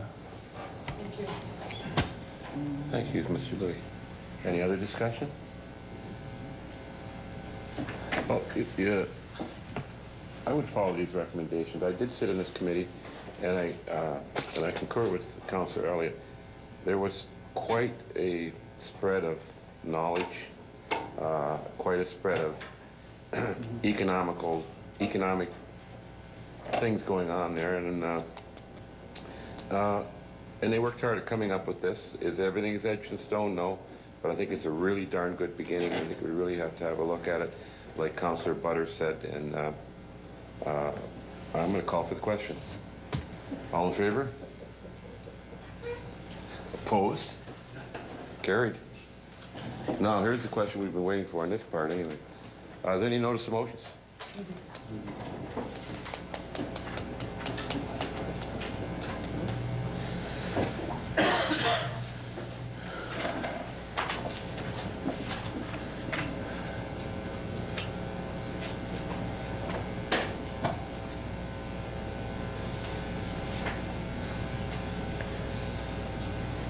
None? None? Well, I didn't hear any either. Sorry. Wait a minute. I'll boost this up. Just hold on. Okay. Do I have a mover to adjourn this part of the committee? Councillor Doucette, seconder. Councillor Danich. All in favor? Okay, moving right on to the regular meeting of Council 34-16. What's wrong? I heard that. Okay. All right. Any addendum items? We'll move on to the... There are no addendum items, Mr. Great. A confirmation of the agenda? Mr. Bodner? Seconder? All in favor? Councillor Butters, seconded. Any disclosures of interest? There being none, Adoption of the minutes, regular meeting of council 23-16 held on November the 14th of 2016. Do I have a mover? Councilor Butters. Seconder? Councilor Kenny. Any determination of items requiring separate discussion? Approval of items not requiring separate discussions. Consideration of items requiring separate discussions. He'll move all. Mr. Doucette and Councilor Butters will second them all, and we'll all vote in favor. Carry right on. We should do, I'm looking at the clock. I'm sorry. I'm looking at the clock. Okay.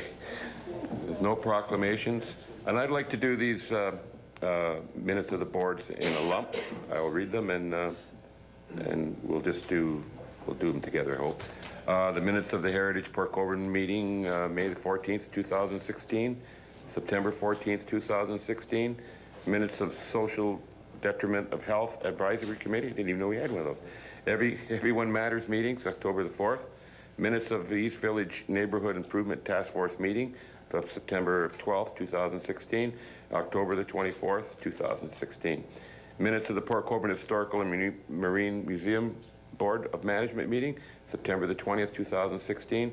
Minutes of the Port Colborne Transit Advisory Committee meeting, May the 25th, 2016.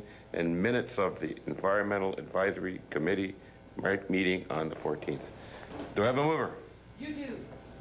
Councilor Butters. Do I have a seconder? Councilor Desmarais. All in favor? Super. Okay, consideration of bylaws. Being none. Thank you, Acting Mayor. We have a number of bylaws in front of council tonight. The one bylaw regarding Port Colborne Fire and Emergency Service for Fire Prevention Inspections and Education will come forward to the next meeting, so I've renumbered the bylaws for this evening for consideration and passage by council. Bylaw number 6420-116 being a bylaw to authorize entering into a master municipal license with Bell Canada. Bylaw number 6421-10116 being a bylaw to amend bylaw 6291-11715 being a bylaw to establish fees for certain services provided by Port Colborne Fire and Emergency Services and to repeal bylaw number 4983-3907. Bylaw number 6422-10216 being a bylaw to establish a committee known as the Active Transportation Advisory Committee and to repeal bylaw 4482-1304 and all amendments thereto.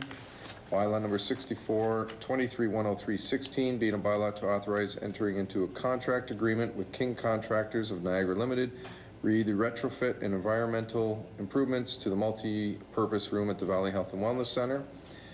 Bylaw 6424-10416 being a bylaw to authorize certain new capital works of the Corporation City Port Colborne, to authorize the submission of an application to Ontario Infrastructure and Lands Corporation for financing such capital works, to authorize temporary borrowing from OILC to meet expenditures in connection with such works, and to authorize long-term borrowing for such works through the issue of debentures by the Regional Municipality of Niagara.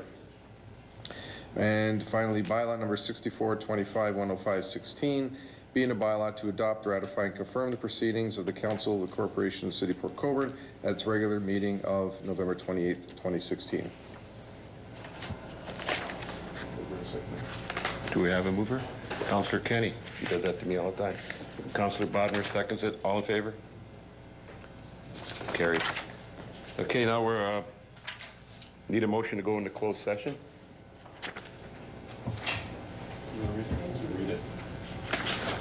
I already did. I need a motion to go into closed session. Make me the motion. The council do now proceed into closed session in order to address the following matters. A, minutes of a closed session portion of the November 14th, 2016 regular council meeting.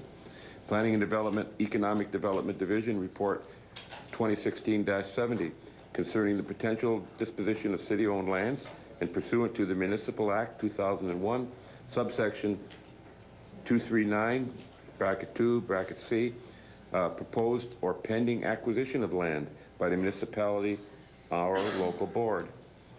Planning and Development Report 2016-197 concerning the potential disposition of city-owned land.